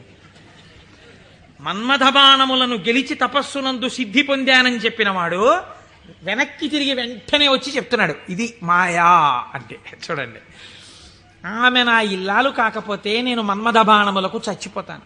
నన్ను బతికించవయ్యా, నేను బతకాలంటే నీ రూపం నాకు రావాలి, నీ రూపం నాకు వస్తే ఆమె నా మెళ్ళలో మాల వేస్తుంది, అప్పుడు పెళ్లి చేసుకుంటాను, అందుకని నీ రూపం నాకు ఇవ్వా అని అడిగాడు. అడిగితే ఆయన మహానుభావుడు శ్రీ మహావిష్ణువు, ఆయన ఎంత చమత్కారం చేశాడో చూడండి. హరియొసగెన్మునిక మనోహరమగు తన మేని రూపు నర్రు వరుకు బైహరి శిరసున్ కూరిచే, ఇది అరయక ముని కూరుచుండె అచట మురియుచున్. హరి శరీరాన్ని ఇచ్చాడు, హరిశిరస్సుని ఇచ్చాడు. హరి అంటే రెండు అర్థాలు. హరి అంటే పాపములను హరించే శ్రీ మహావిష్ణువు, హరి అంటే కోతి. హరి శరీరాన్ని కింద వరకు ఇచ్చాడు, కోతి తలకాయని పైనిచ్చాడు. నువ్వు హరి రూపాన్ని కదా అడిగావు, హరి రూపాన్ని ఇచ్చానన్నాడు. మాట తప్పనట్టు. ఆయన ఎంత తెలివైనవాడో చూడండి. ఈయనకేం కనపడుతుంది, ఇలా చూసుకున్నాడు. శ్రీ మహావిష్ణువు చేతులు, శ్రీ మహావిష్ణువు రంగు, శ్రీ మహావిష్ణువు కౌస్తుభం, ఆ వనమాల, ఆ పట్టుపంచ, ఆ కుర్చీళ్ళు అన్ని శ్రీ మహావిష్ణువు. తన ముఖం తనకు కనపడదుగా. అద్దంలో చూసుకోవడానికి శ్రీమతి దగ్గరికి వెళ్ళిపోవాలి ముందు, స్వయంవరం అయిపోతే. అందుకని గబగబా వెళ్ళిపోయాడు. వెళ్ళిపోయి ఆ స్వయంవరంలో ఒక ఆసనం మీద కూర్చున్నాడు. ఇద్దరు రుద్రపార్షదులు అటు ఇటు కూర్చున్నారు. వాళ్ళు అన్నారు, వీడు ఎవడరా శ్రీ మహావిష్ణువులా పంచకట్టుకున్నాడు, మాలలు వేసుకున్నాడు, ఇటు ఆ కౌస్తుభం పెట్టుకున్నట్టు అలా పెట్టుకున్నాడు, ఆ వనమాల వేసుకున్నట్టు వేసుకున్నాడు, పైన కోతి మొహం, వీడిని ఎవరు పెళ్లి చేసి ఎలా శ్రీమతి మాల వేస్తుంది, ఇటు ఇలా వచ్చాడేమిటి అంటున్నారు. ఆయనకి ఎంతసేపు యావని వినిపిస్తోందంటే నా మెళ్ళో మాల వేసేస్తుందని కుళ్ళిపోయి వీళ్ళు ఇలా అనుకుంటున్నాడు. ఆ శ్రీమతి దండ పట్టుకుని దగ్గరికి వచ్చింది. తీరా దండ పట్టుకుని దగ్గరికి వచ్చేటప్పటికి కాళిదాస మహాకవి వర్ణిస్తారులేండి.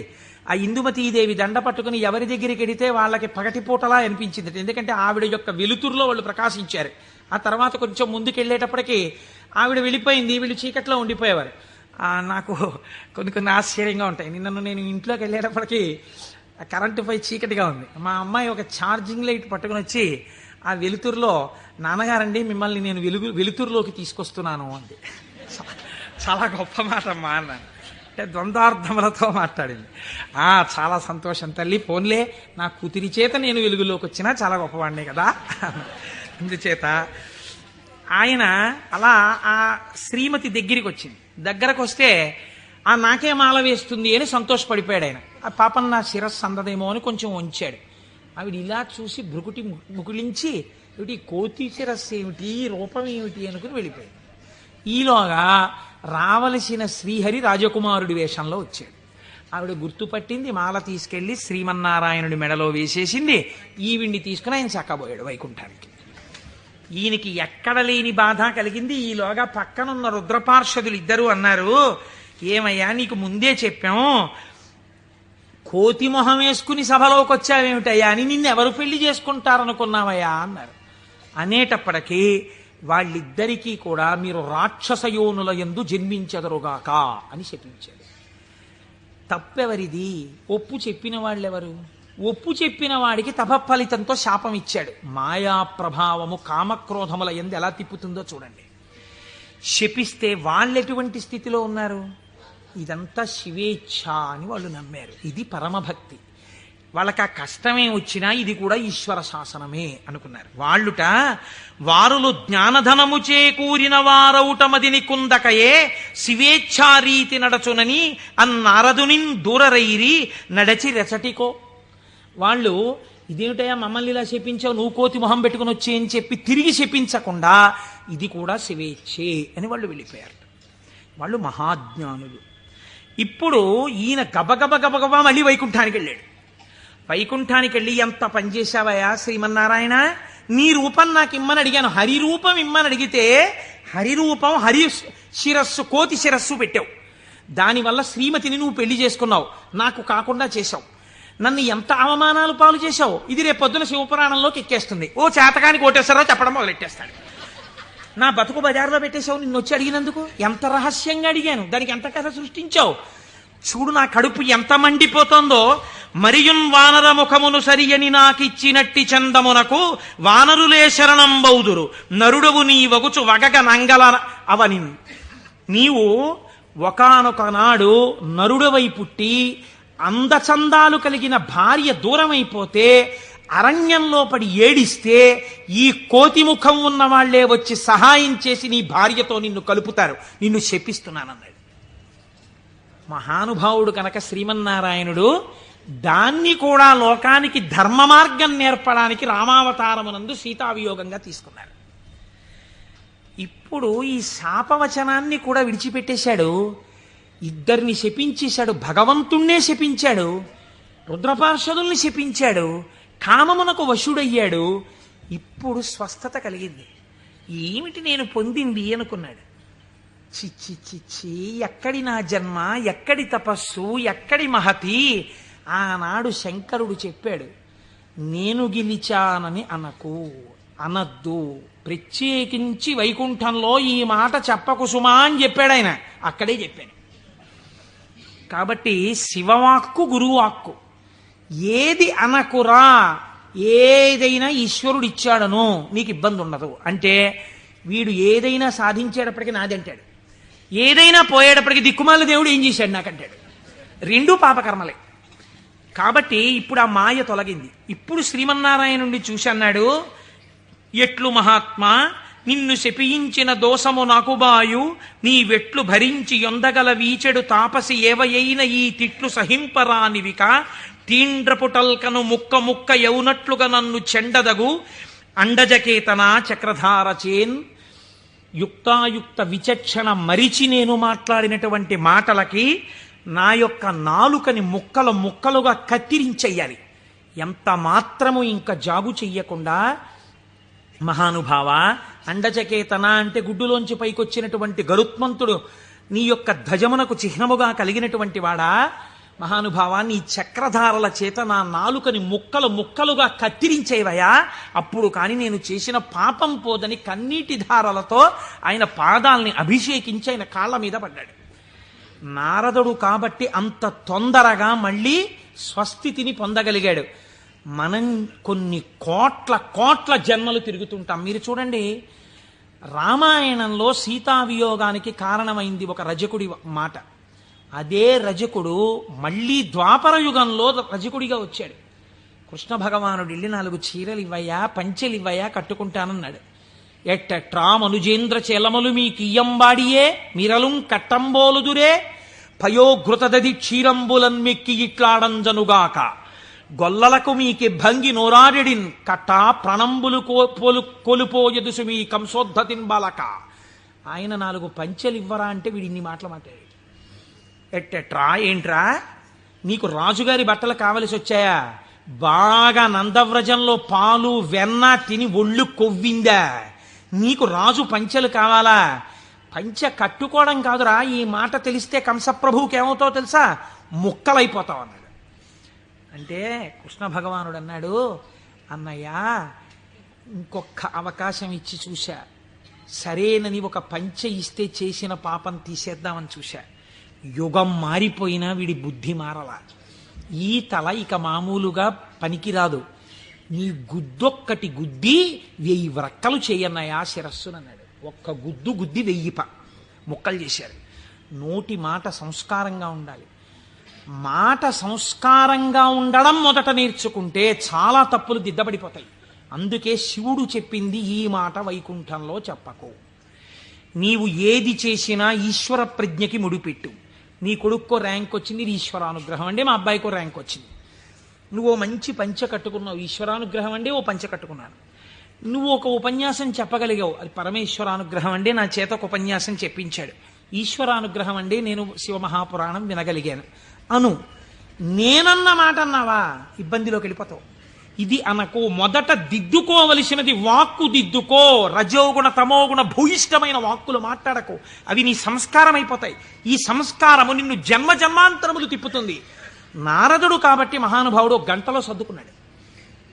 మనం ఎంతటి వాళ్ళం, మాయ ఎంత గొప్పదో చూడండి. ఇది మహేశ్వర శక్తి.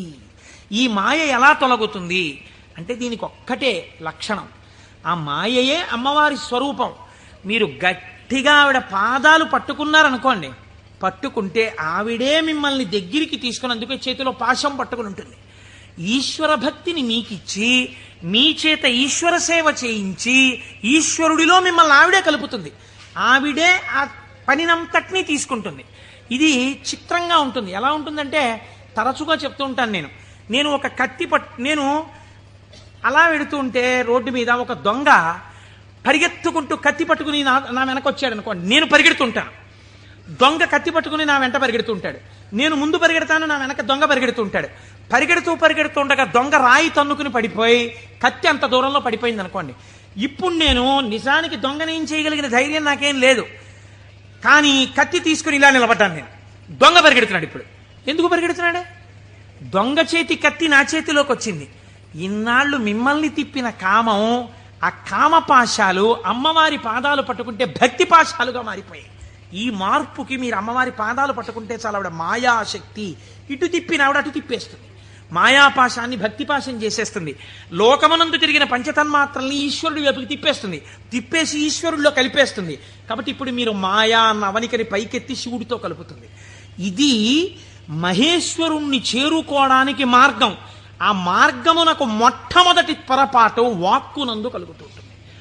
ఈ వాక్కునందు అలా చెయ్యకో, ఈశ్వర ప్రజ్ఞని గుర్తెరుగు, ఈశ్వరానుగ్రహాన్ని గుర్తెరుగు. ఇది మనకి బోధ చెయ్యడం ఈ మాహేశ్వరనామమును, మహేశ్వరనామాన్ని అడ్డుపెట్టి మనకి నేర్పింది. ఇదే పరమశివుణ్ణి పక్కనే ఒక చిత్రమైన నామంతో పిలుస్తారు, శంభు అని పిలుస్తారు. శంభు అంటే ఏమిటో తెలుసా అండి? శం అంటే నిరతిశయమైనటువంటి సుఖము లేదా సుఖము, భావయతి కల్పించువాడు. మీరు చూడండి, ఒక వస్తువు ఉంటుంది, ఆ వస్తువు యొక్క సుఖానుభూతిని మీరు ఎప్పుడు పొందుతారు? ఒక వస్తువు యొక్క సుఖానుభూతిని మీరు ఎప్పుడు పొందగలరు అంటే ఆ వస్తువు మీ చేత అనుభవింపబడినప్పుడు. ఉదాహరణకి నాకు ఒక లడ్డు అంటే చాలా ఇష్టం అనుకోండి. ఆ లడ్డూని తీసుకొచ్చి మీరు ఇలా చూపించి, కోటేశ్వరారు మీకోసమే తెచ్చాం ఈ లడ్డు అన్నారనుకోండి. నేను ఆ లడ్డూని ఇలా చూసి నా కోరిక తీరిపోయింది అంటానా? అనను.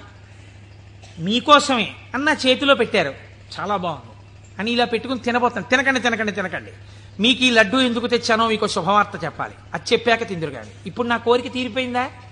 తీరలేదు.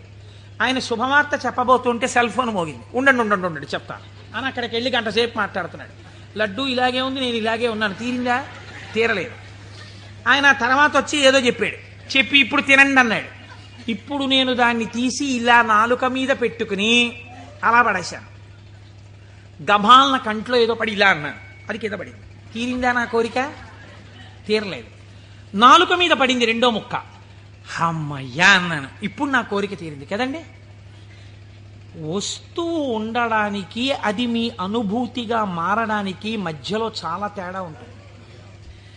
ఈ శక్తి మీ యందు నిలబెట్టేవాడు ఈశ్వరుడు.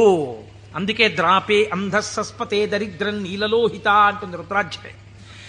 సుఖమునకు కావలసిన వస్తువు ఉండడం వేరు, సుఖముగా బ్రతకడం వేరు. ఒకడు కోటీశ్వరుడు ఉంటాడు, కానీ వాడు నిన్న రాత్రి మిగిలిపోయినటువంటి చద్దన్నాన్ని ఇవాళ మధ్యాహ్నం పులిసిపోయిన పెరుగుతో తింటాడు.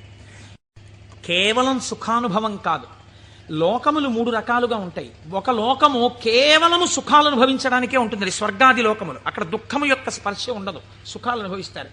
ఇంకొక లోకం ఉంటుంది, అక్కడ సుఖం అన్నది ఉండదు, ఎప్పుడు ఏడుపులు, పెడబబ్బలు, కేకలు, అరుపులు, భయంకరంగా ఉంటుంది. అది నరకం. సుఖం దుఃఖం రెండు ఉంటాయి. ఓ రోజున తప్పట్లు కొట్టేస్తూ పొంగిపోతూ నేనే అంటుంటాడు, ఇంకో రోజున కుమిలిపోతూ ఏడుస్తూ ఉంటాడు. అదే భూలోకం. ఇక్కడ కొన్నాళ్ళు సుఖం, కొన్నాళ్ళు దుఃఖం. పొద్దున్న 10ంటికి సంతోషంగా ఉంటాడు, సాయంకాలం 4ంటికి ఏడుస్తూ ఉంటాడు. సుఖం దుఃఖం రెండు అనుభవిస్తూ ఉంటాడు. సుఖ దుఃఖములు రెండూ ఉన్న భూలోకమునందు మీరున్నారు. ఇక్కడి నుంచి బాగా గుర్తుపెట్టుకోండి, మీకు రెండే మార్గాలు ఉన్నాయి. ఒకటి, పూర్ణ దుఃఖమును కలిగిన లోకంలో కన్నా వెళ్ళొచ్చు, పూర్తి సుఖం కలిగిన లోకంలో కన్నా వెళ్ళొచ్చు. సుఖ దుఃఖాలు కలిగిన లోకంలోకి ఇంకా మీకు టికెట్ లేదు. అంటే మళ్ళీ ఎందుకండి ఇందులోకి? కాబట్టి ఒంటి మీద కొరడాలతో కొట్టేస్తూ, మరిగిపోయిన నూనెలో ముంచేస్తూ, ఏదో చీవు నెత్తురు నదుల్లో ముంచేస్తూ అది కావాలా? హాయిగా సంతోషంగా పెద్దలతో కూర్చుని ఏదో ఆనందంగా ఉండడం, అమృతం తాగడం, ఇలాంటివి కావాలా? అంటే లౌకికంగా కోరుకుంటే పోనీ స్వర్గం కోరుకోండి. నరకానికి ఎడదాం అనుకోకూడదంటే మీకు ఒక లక్షణం ఉండాలి. వెంటనే మీకోటి కావాలి. ఏమిటి కావాలి? పాపము చేయకుండా ఉండుట. పాపం చేస్తే కదా నరకం. కాబట్టి పాపం చెయ్యకూడదు. ఇది సంభావయతి, మంచి భావములను ఇచ్చుట. ఇది ఎలా వస్తుంది అన్నారు శాస్త్రంలో. ఇది ఎలా కలుగుతుందండి అన్నారు. దీనికి ఒక ప్రతిబంధకం ఉందండి. అంత తేలిక కాదు. శివమహాపురాణం మీ జీవితాన్ని కరెక్ట్ చేస్తుంది. మీరు చూడండి, ఒక తేలిక మాట, ఒక వెలితి మాట ఒకటి మనం మాట్లాడతాం. కోటేశ్వరారు చతుర్ముఖ బ్రహ్మగారు మేము లలాటం మీద రాసేశాడండి, రామాయణం చెప్పు, భాగవతం చెప్పు, శివపురాణం చెప్పని చెప్పేస్తారు మీరు. మా లలాటం మీద రాసేశాడు, చీకటి పడేటప్పటికీ మాకు ఎటో లాగేస్తుంది మనస్సు వెళ్ళిపోమ్మని, అందుకని మేము రామ్ పురాణానికి అంటాడు ఒకడు. అది తప్పు. అలా ఉండమని చెప్పలేదు శాస్త్రం. తిలకధారణము అన్న మాట ఎందుకు ఇచ్చారో తెలుసా అండి? మీ యొక్క ఆలోచన సరళిని మార్చుకొని గత జన్మలుగా తరువుకొస్తున్న వాసనలని జయించడానికి, మీకు పార్వతీ పరమేశ్వరుల అనుగ్రహం కలగడానికే మీరు విభూతి తీసుకుని లలాటమునందు పెట్టుకుని బొట్టు తీసుకుని ఆజ్ఞాచక్రం మీద పెట్టుకుంటారు. ఇప్పుడు పార్వతీ పరమేశ్వరులు మీ లలాటమునందు వసించి ఉన్నారు. దీనివల్ల ఏం జరుగుతుంది అంటే, లలాట లిఖితారేఖ పరిమాస్త్రం నశక్యతే, ఇది కదా సామాన్య సిద్ధాంతం. బ్రహ్మగారు రాసిన రాత మారదు. కానీ మీరు తిలకధారణం చేసి విభూతి పెట్టుకోగానే మీ ఆలోచన సరళి యందు మార్పు వస్తుంది. ఎందుకు వస్తుందో తెలుసా అండి? మీరు చూడండి, ఒక ఆయన దగ్గరికి మీరు వెళ్ళేటప్పటికీ ఇలా విభూతి పెట్టుకుని ఇంత బొట్టు పెట్టు కూర్చున్నాడు అనుకోండి, ఈయన అడిగితే కొంచెం సౌమ్యంగా చెప్తారేమో అనిపించేస్తుంది మీకు గబుక్కుని వెంటనే.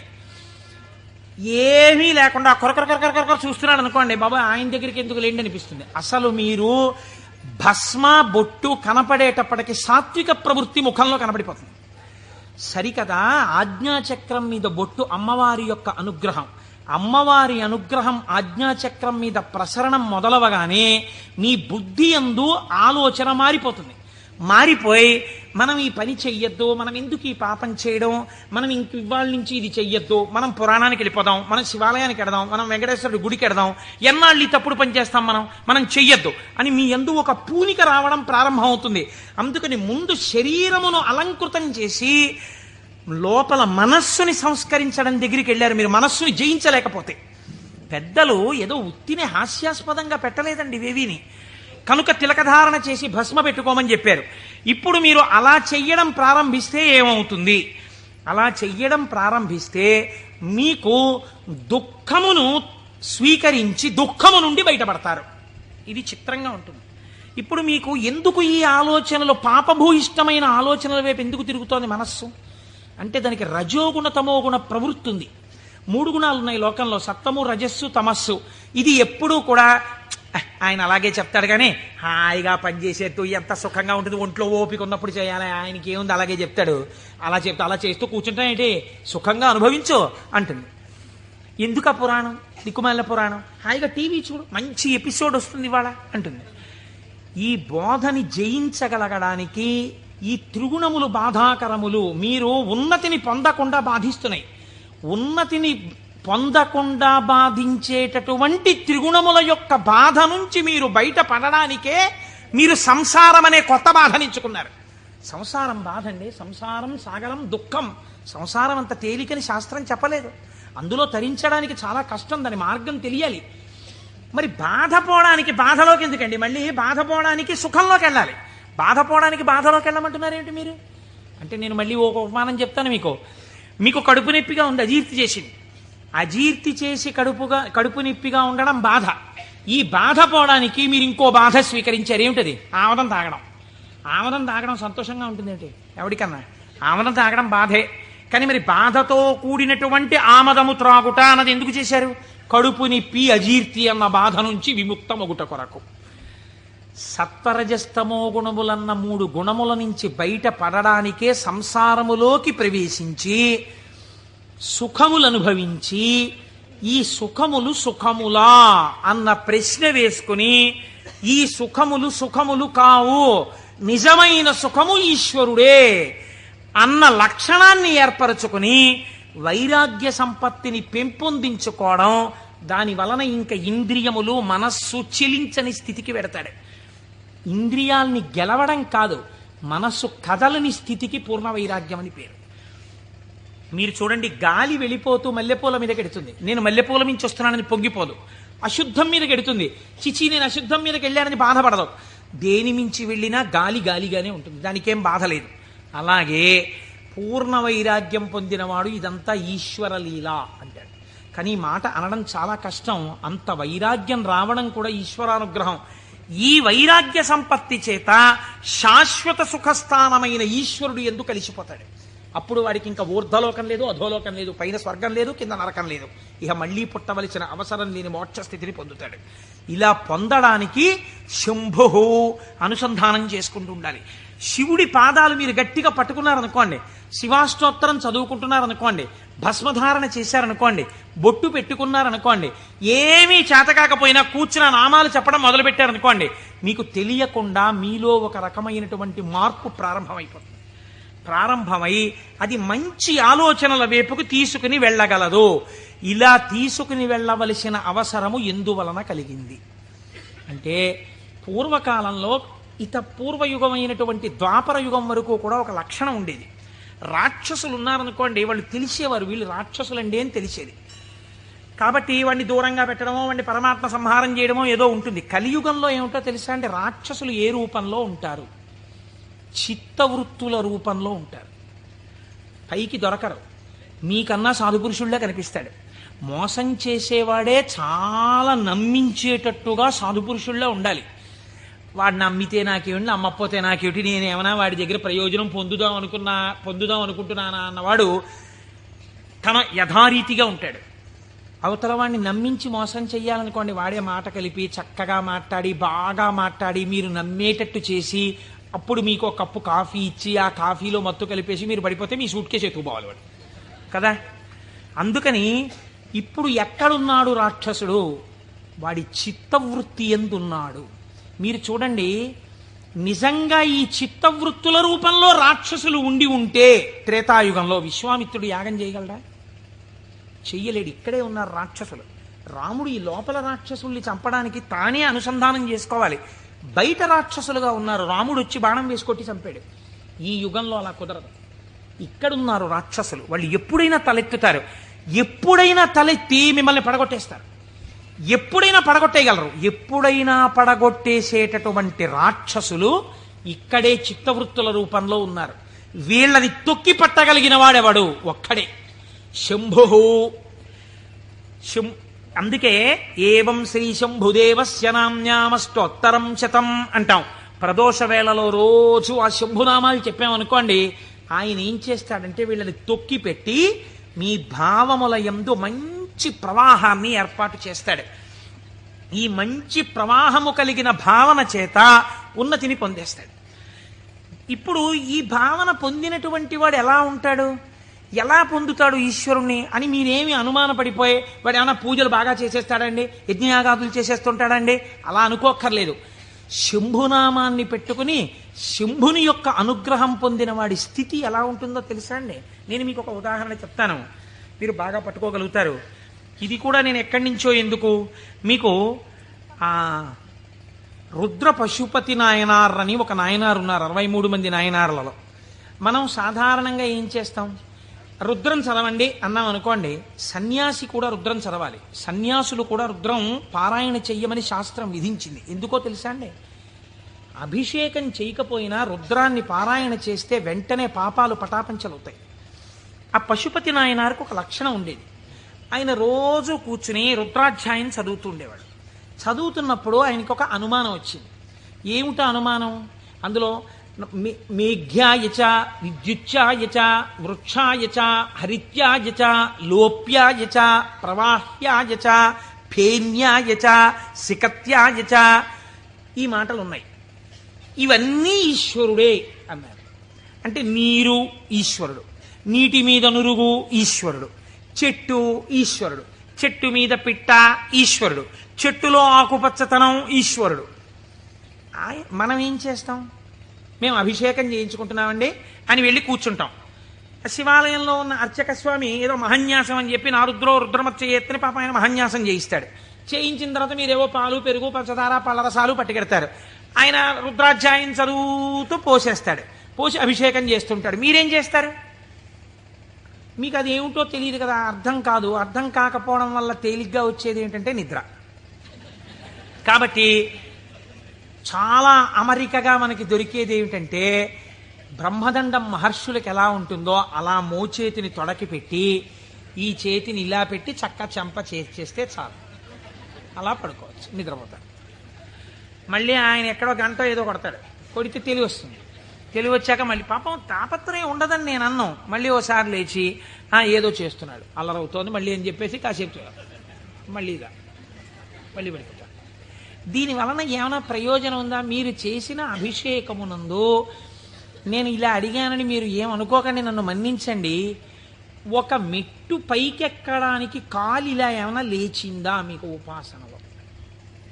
అంటే నేను అభిషేకం చేయించుకోవద్దని, శివాలయానికి వెళ్ళొద్దని నేను చెప్పట్లా, చేయించుకోవాలి అరిష్టం పోవడానికి. కానీ మీ ఉపాసనలో మీరు మెట్టు ఎక్కారా? కాదు కదా. ఇది రుద్రం పారాయణ చేయడం అంటే ఇది. ఆయన అన్నాడు, ఆ నాయనారు ఆయనకు ఒక చిత్రమైనటువంటి ఆలోచన వచ్చింది. ఆయన తిరుమలయారనబడేటటువంటి ప్రాంతంలో ఉండేవాడు. ఆయన ఈ రుద్రం చదివి చదివి చదివి చదివి అన్నాడు, ఆకాశం ఈశ్వరుడు, మేఘం ఈశ్వరుడు, నీరు ఈశ్వరుడు, నురుగు ఈశ్వరుడు, చెట్టు ఈశ్వరుడు, పిట్ట ఈశ్వరుడు.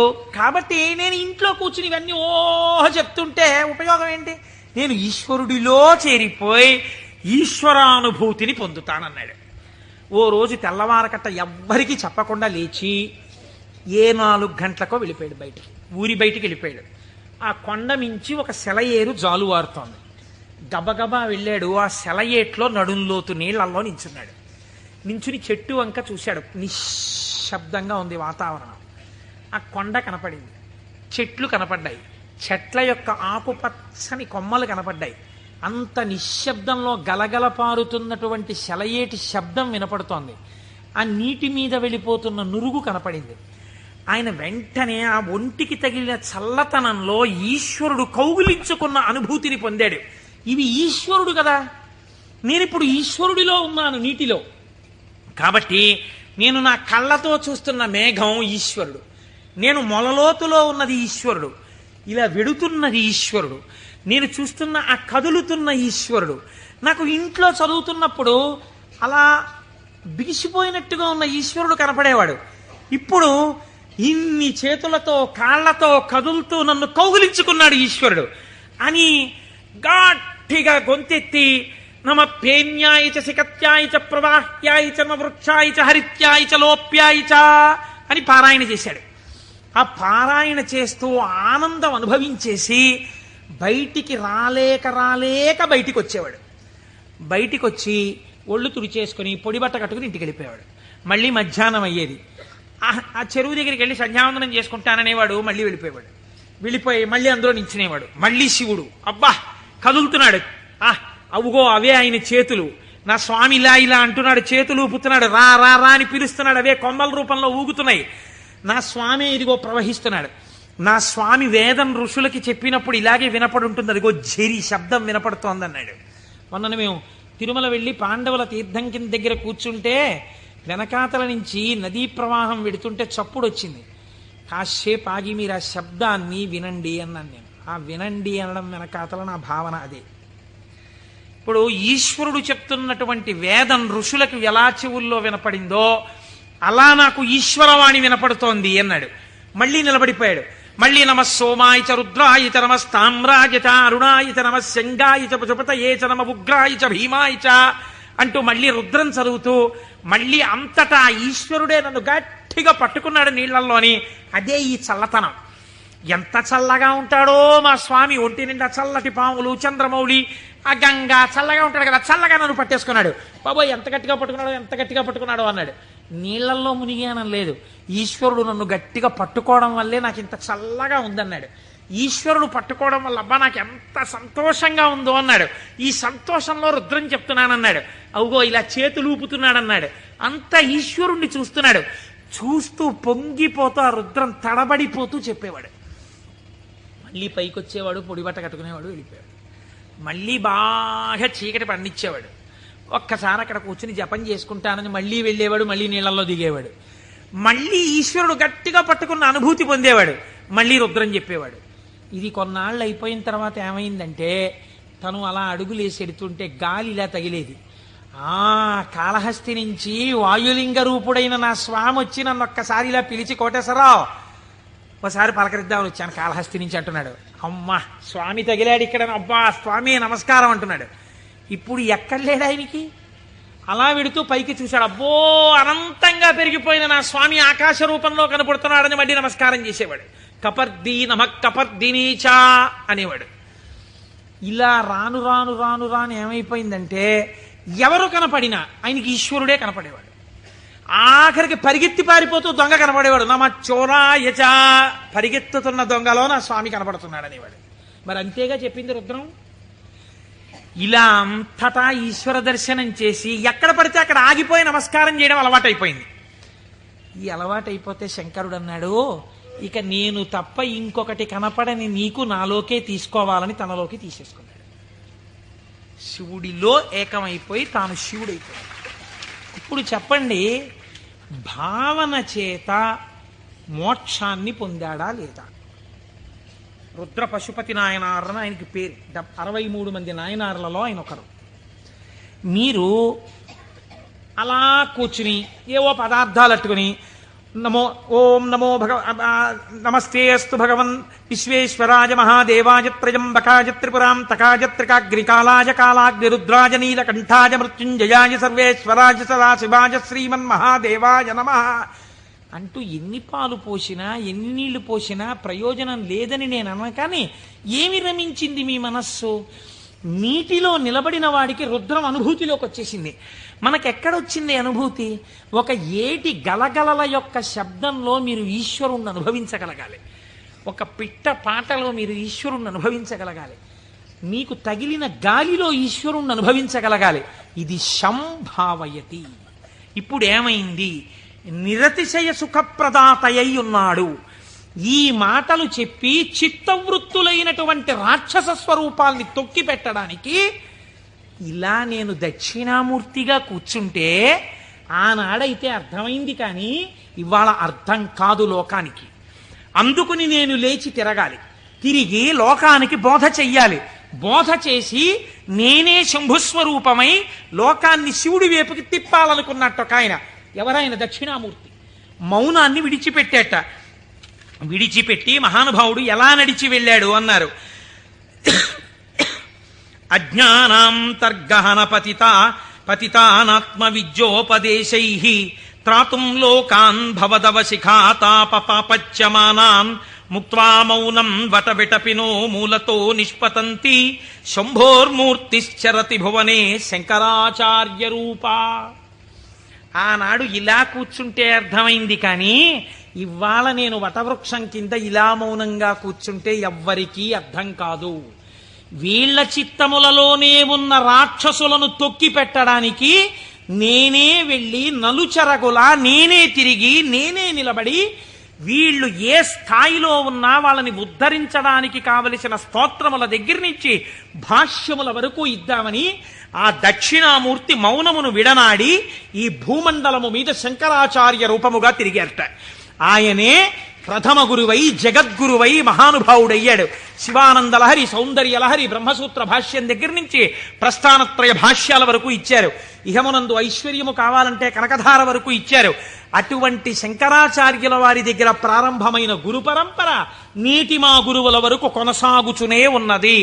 ఆ గురువాక్య శ్రవణమే నా లోపలనున్న రాక్షసులను తొక్కి పెట్టగలిగినటువంటి శక్తి స్వరూపము. ఆ గురువు మాట నేను విన్నానా అంతే. ఆ చిత్తవృత్తులు నన్నేం చేయలేవు, ఆ రాక్షసులు నన్నేం చెయ్యలేరు. సంభావయతి, నా యందు మంచి భావములు ప్రవేశించి ఈశ్వరాభిముఖుడనై శం నిరతిశయ సుఖస్వరూపమైన శివుని యందు కలిసి నేనే శివుడనగుచున్నాను. అటువంటి స్థితిని నాకు కలగడం కోసమే మహానుభావుడైన పరమాత్మ నాకు ఈ ఉపకారం చేశారు. ఇటువంటి జ్ఞానము కలగడము దేనివల్ల కలుగుతుంది అన్నారు. ఇటువంటి జ్ఞానమే శంభుస్వరూపం మీకు కటాక్షిస్తుంది. అందుకే శంభు అన్న నామం అంత గొప్ప నామమైంది. పరమశివుని యొక్క రూపాలలో ఆ శాంభవ స్వరూపం అంత గొప్పదైంది. ఆ నామాలు చెప్పుకుంటే చాలు మనం ఉద్ధరింపబడతాం. అందుకే కదా ప్రతిరోజు ప్రదోష వేళ చెప్పుకుంటున్నాం. ఈ చెప్పుకున్న ఫలితం ఏమిటో మనకు ఒక రోజున తెలుస్తుంది. తెలిసిన రోజున అయ్యా మనం ఎంత అదృష్టవంతులను ఆ రోజున నామం చెప్పుకున్నాం అనుకుంటాం. మనకి పెద్దలు ఒక మాట చెప్తారు, శరీరమునందు ఆరోగ్యం లుప్తమవుతోంది అనుకోండి, ఆరోగ్యము మళ్ళీ పొందికగా కుదరాలంటే ఒక్కరి వలన మాత్రమే కుదురుతుంది. సూర్యోపాసన చెయ్యాలి, ఆదిత్య హృదయం చదువుకోవాలి. ఆరోగ్యం భాస్కరాదిచ్చేత్, శరీర ఆరోగ్యము, మనస్సు ప్రశాంతముగా ఉండుట సూర్య భగవానుని యొక్క అనుగ్రహము వలన కలుగుతుంది. శ్రియమిచ్చేత్ హుతాశనం. ఇవాళే పొద్దున నేను ఒక ఉపనయనానికి వెళ్ళాను. ఆ ఉపనయనానికి వెళ్ళినప్పుడు మా దొరగారితో, చూశారా దొరగారు అగ్నిహోత్రాన్ని ఎలా ప్రార్థన చేస్తారో అని మా దొరగారికి చెప్తూ అక్కడ కూర్చున్నాను. ఆ అగ్నిహోత్రం చేసినప్పుడు అగ్ని కార్యం చేస్తూ ఆ అగ్నిహోత్రాన్ని అడుగుతారు, నాకు ఇవన్నీ, ఈ వీర్యము, ఈ పరాక్రమము, ఈ ఐశ్వర్యము, ఈ ధనము, ఈ సంపత్తి, ఇవన్నీ కూడా నాకు ఆ హుతాశన నాకు ఇయ్యి అనగా, ఓ అగ్నిహోత్రమా నువ్వు నాకు కటాక్షించు అని అడుగుతారు. అందుకే అగ్ని కార్యం చెయ్యడానికి సమర్థత కలిగిన వాడైతే తానే అగ్ని కార్యం చేస్తాడు. నాకు లేదు అగ్ని కార్యం చెయ్యగలిగిన సమర్థత, ఏం చెయ్యాలి అన్నారు. ఇప్పుడు మీకు నేను ఒక ఉదాహరణ చెప్తా. రేపు ఫిబ్రవరి 11వ తారీఖున సుబ్రహ్మణ్యేశ్వర స్వామి వారి యొక్క హోమం జరుగుతుంది ఇక్కడ. ఆ హోమం జరిగినప్పుడు మీరు చెయ్యగలరా సుబ్రహ్మణ్య హోమం? ఆచంద్ర తారార్కం వంశం నిలబడాలి. ఎక్కడో ఒక చోట వంశం ఆగిపోయే ప్రమాదం రావచ్చు. కానీ ఒక్కసారి ఎవడు సుబ్రహ్మణ్యుడి కావిడి భుజం మీద పెట్టుకున్నాడో, సుబ్రహ్మణ్యుడికి హోమం చేశాడో, వాడి వంశం ఆగదు. అటువంటి ప్రతిబంధకం ఉంటే తొలగిపోతుంది. ఇప్పుడు మీకు రాదా హోమం చేయడం, మరి మీరేం చెయ్యాలి అంటే, కలియుగమునందు పురుషార్థమును వెచ్చించు. అందుకని టికెట్ పెడతారు. దాని మీద డబ్బులు సంపాదించడానికి కాదు. ఒక టిక్కెట్ పెడితే మీ ద్రవ్యాన్ని మీరు వినియోగించాలి. అది ఓ 1000 రూపాయలు అవుతుంది అనుకోండి, మీ దగ్గర 2000 పుచ్చుకోరు. ఎందుకు పుచ్చుకోకూడదు? అలా పుచ్చుకుంటే వీళ్ళు మోసం చేసినట్టు అవుతుంది. ఎంత అవసరమో అంత పుచ్చుకుంటారు. ఇప్పుడు మీరు ఈ ద్రవ్యం ఇచ్చి బాహ్య అంతఃశౌచమును పాటిస్తారు. అంటే స్నానం చేసి విభూతి పెట్టుకుని తిలకం పెట్టుకుని, లేదా మీరు ఏ సంప్రదాయమునందుంటే అటువంటి తిలకధారణ చేసి వచ్చి కూర్చుంటారు. ఆచార్యముఖేన మీ కొరకు ఆచార్యులు చేస్తారు. ఆ పదార్థములన్నింటి మీద మీ చెయ్యేసి మీ గోత్రనామాలు చెప్పి అక్కడ హోమం చేస్తారు. ఇప్పుడు ఈ హోమం ఎవరు చేసినట్టు? మీరు చేసినట్టు మీ ఖాతాలో పడిపోతుంది ఫలితం. కాబట్టి ఇప్పుడు ఏమవుతోంది? మీకు కావలసినటువంటి సుఖమునకు హేతువు కర్మ మార్గము చేత మీకు ఇప్పిస్తారు ఈశ్వరానుగ్రహంతో. ఇలా శ్రియం, అది ఏ రకమైన ఐశ్వర్యమైనా దేని వలన కలుగుతుంది? అగ్ని కార్యము వలన కలుగుతోంది. కాబట్టి శ్రియమిచ్చేత్ హుతాశనం, అగ్నిహోత్రము వలన మీకు ఐశ్వర్యము కలుగుచున్నది. ఈశ్వరా జ్ఞానమన్విచ్చేత్, జ్ఞానదాత మహేశ్వర. ఈశ్వరుని యొక్క అనుగ్రహము వలన మాత్రమే జ్ఞానము కలుగుతుంది. ఆ జ్ఞానం ఇచ్చేవాడికే మహేశ్వరుడని పేరు. ఈ మహేశ్వరుడు ఎందుకు ఇస్తాడు? శంభునామాన్ని మీరు గట్టిగా పట్టుకుని ఆ నామాలతో పిలిస్తే, ఏవం శ్రీ శంభుదేవస్య, శంభుదేవుని నామాలు ప్రదోషంలో పిలుస్తున్నారు అనుకోండి, మీరు పేరు పెట్టి పిలవగా పిలవగా పిలవగా పిలవగా ఏమవ్వాలి? ఆయన పలకాలి. పలికితే ఏమనాలి? మీ వంక చూసి ఏవం శ్రీ శంభుదేవస్య నామ్నామస్తోత్తరం శతం అంటున్నారు మీరు. 108 నామాలతో నిన్ను పిలిచాను. ఆయనకోసారి చూసి, ఆ సరే పిలిచావు, నేను శంభుదేవుణ్ణి కాబట్టి ఏం చెయ్యాలి? నీ భావాలు మార్చి నిన్ను ఈశ్వరుడి వైపుకి తిప్పాలి. నీకు సత్ప్రవర్తన కల్పించాలి. నిన్ను చక్కటి వాడిగా రూపుదిద్దేటట్టుగా చెయ్యాలి. నన్ను నువ్వు పిలిచినందుకు నేను నీకు చెయ్యగలిగింది అదే. కాబట్టి ఇప్పుడు ఆయన మీకేం చేస్తాడు? ఇదే చేస్తాడు. మీరు ఆయన విసుక్కున్నా సరేనండి. లోకంలో ఒక నానుడు ఉంది, మీరు చూడండి. అమ్మా అమ్మా అమ్మా అన్నారు అనుకోండి, అమ్మ అంటుంది. ఆవిడ ఏదో పోపు వేయించుకుంటూ ఉంటుంది. అంటుంది. అమ్మా అమ్మా, బా ఏమిటి అమ్మా అమ్మా అమ్మా చెప్పు ఏమిటో. అమ్మ నిన్ననే కాలేజీకి వెళ్ళానా అని మొదలు పెడతాను. నువ్వు ముందు తెవులు చెప్దు కాని విలే, కాలేజ్ టైం అయిపోతుంది అవతల అని పోపెడ. అది చిన్న బుచ్చి అంటుంది పిల్ల. అంటే ఈ పోపెట్టేసి దగ్గరికి వచ్చి రా జడేస్తాను, ఇప్పుడు చెప్పు ఏమిటి చెప్తాననుకున్నావు? వినకూడదనుకున్నది అనేటప్పటికీ లొంగిపోయి, పోన్లే పాపం వింటే మాత్రం ఏమవుతుందని జడవేయుట అనేటటువంటి ఉపచారం చేస్తూ మరీ వింది అమ్మ. ఎందుకు వింది? 24 మాటలు అమ్మ అమ్మ అమ్మ అన్నందుకు వింది. ఎలా వింది? మీకు ఉపచారం కూడా చేస్తూ వింది. అలా మీరు రోజు ప్రదోషంలో ఏవం శ్రీ శంభుదేవస్య ని శివ శివ శివ శివ అంటే ఆయన ఏం చేస్తాడు? ఓసారో 2 సార్లు అనొచ్చు, 3వ మాట ఏమంటాడు? ఓ సర్లే ఇంక నిన్ను చక్కగా తీర్చిదిద్దుతాను, సరేనా, అందరూ పొంగిపోయేటట్టుగా నీ ప్రవర్తన మారుస్తానంటాడు. ఇలా రావడానికి 10 మాటలు ఆయన విసుక్కున్నా మనం పిలవాలి. ఆయన అలా విసుక్కునేవాడు కాడు. కాబట్టి మనం రోజు చెయ్యగలిగిందేట నామం చెప్పడమే. ఈ నామము చేత మీరు శంభుని యొక్క అనుగ్రహాన్ని పొందాలి. ఇది శం, ఈ లోకంలో సుఖం దగ్గర నుంచి నిరతిశయ సుఖం వరకు, ఊర్ధ్వలోక సుఖం వరకు ఎంత సుఖం ఉందని మీరు అనుకుంటున్నారో అన్ని సుఖాల్ని మీకు ఇవ్వడం. దీన్నే కామకోటి అని పిలుస్తారు. కామకోటి అంటే కంచి కామకోటి పీఠం అంటారు. కామకోటి అంటే ఇక్కడ కోరికలు ఇవ్వడంతో మొదలుపెట్టి కోరికలు లేకుండా చెయ్యడం వరకు తీసుకెళ్ళి ఆ తర్వాత పుణ్యం ఇచ్చి, పుణ్యము వలన ఊర్ధ్వలోక ప్రాప్తి వరకు ఇచ్చి, తర్వాత మళ్లీ తిరిగి రానవసరము లేనటువంటి పునరావృత్తి రహిత శాశ్వత శివ సాయుధ్య స్థితి అనబడేటటువంటి మోక్ష స్థితి వరకు ఇయ్యగలిగినటువంటి అంచులన్నీ ఆవిడ చేత పరిపాలింపబడుతున్నాయి. ఆవిడ అవనిక ఎత్తి ఈ కామకోటిలో నిలబెడుతుంది. ఈ కోటిలో ఏ మెట్టు మీద నువ్వు నిలబడతావో దానికి తగినట్టుగా నిన్ను నిలబెట్టడానికి ఈ నామాలు, ఆ ఈశ్వరానుగ్రహము నిన్ను రక్షిస్తున్నాయి. నీకు రుద్రపశుపతి నాయనారు వృత్తాంతం ఒక్కటి ఉదాహరణగా సరిపోలేదా? రమించిన హృదయం అటువంటి భావం ఒక్కటి కలగగానే రమించిపోయిందంతే. ప్రమాదం అంతా ఎక్కడొస్తుందో తెలుసా అండి? మీరు చూడండి, మనం లోకంలో ఒక పెద్ద పొరపాటు చేస్తుంటాం. మనస్సు యందు దోషం ఉండదు. మనస్సు ఏ స్థానాన్నైనా వెతకడం దానికి అలవాటు. మీ మనస్సు ఒక స్థానాన్ని అడుగుతుంది. అది ఏమండి, సాయంకాలం 6:30కి వెళ్ళి కాసేపు మనం కూడా నామం చెప్పుకుంటే బాగుంది. లేదు, కొన్నాళ్ళకి పురాణం అయిపోతుంది.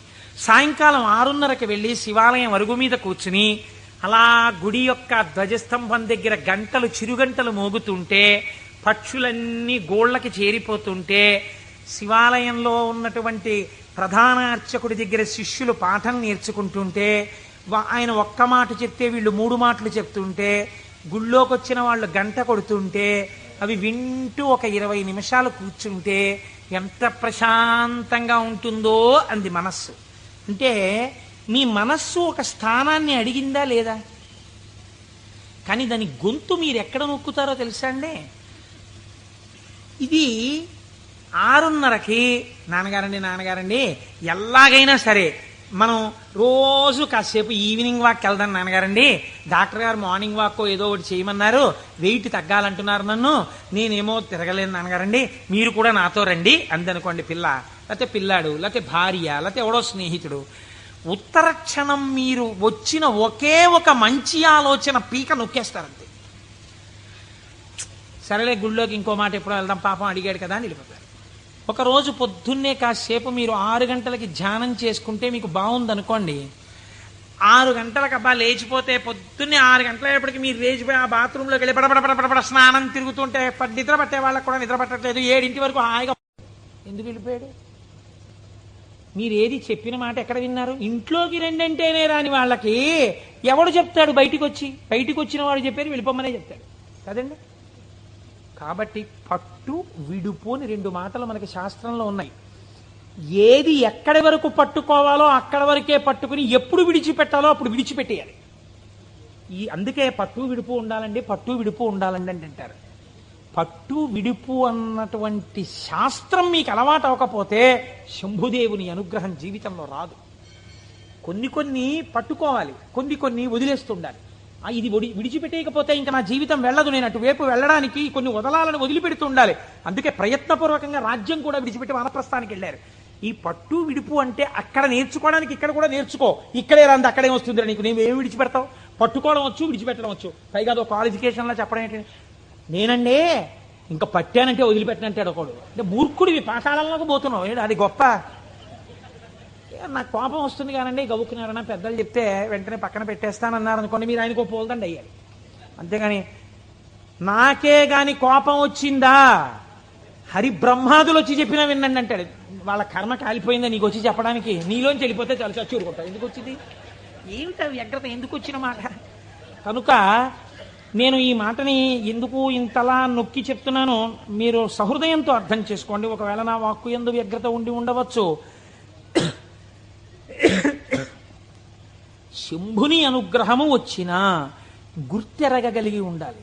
ఆ గుర్తెరగనప్పుడు వచ్చిన అవకాశము వినియోగించుకోకపోతే మరొకసారి ఈశ్వరుడు ఇవ్వడానికి ఇష్టపడడు. కనుక మనకి అటువంటి మనస్సు కూడా కావాలి. ఈశ్వరా, నీ అనుగ్రహము మాయందు ప్రసరించినప్పుడు దాన్ని నిలబెట్టుకోగలిగిన స్థితిని కూడా నీవే అనుగ్రహించు అని మనం ఆ శంభుదేవుని పాదములు పట్టి ప్రార్థన చేసి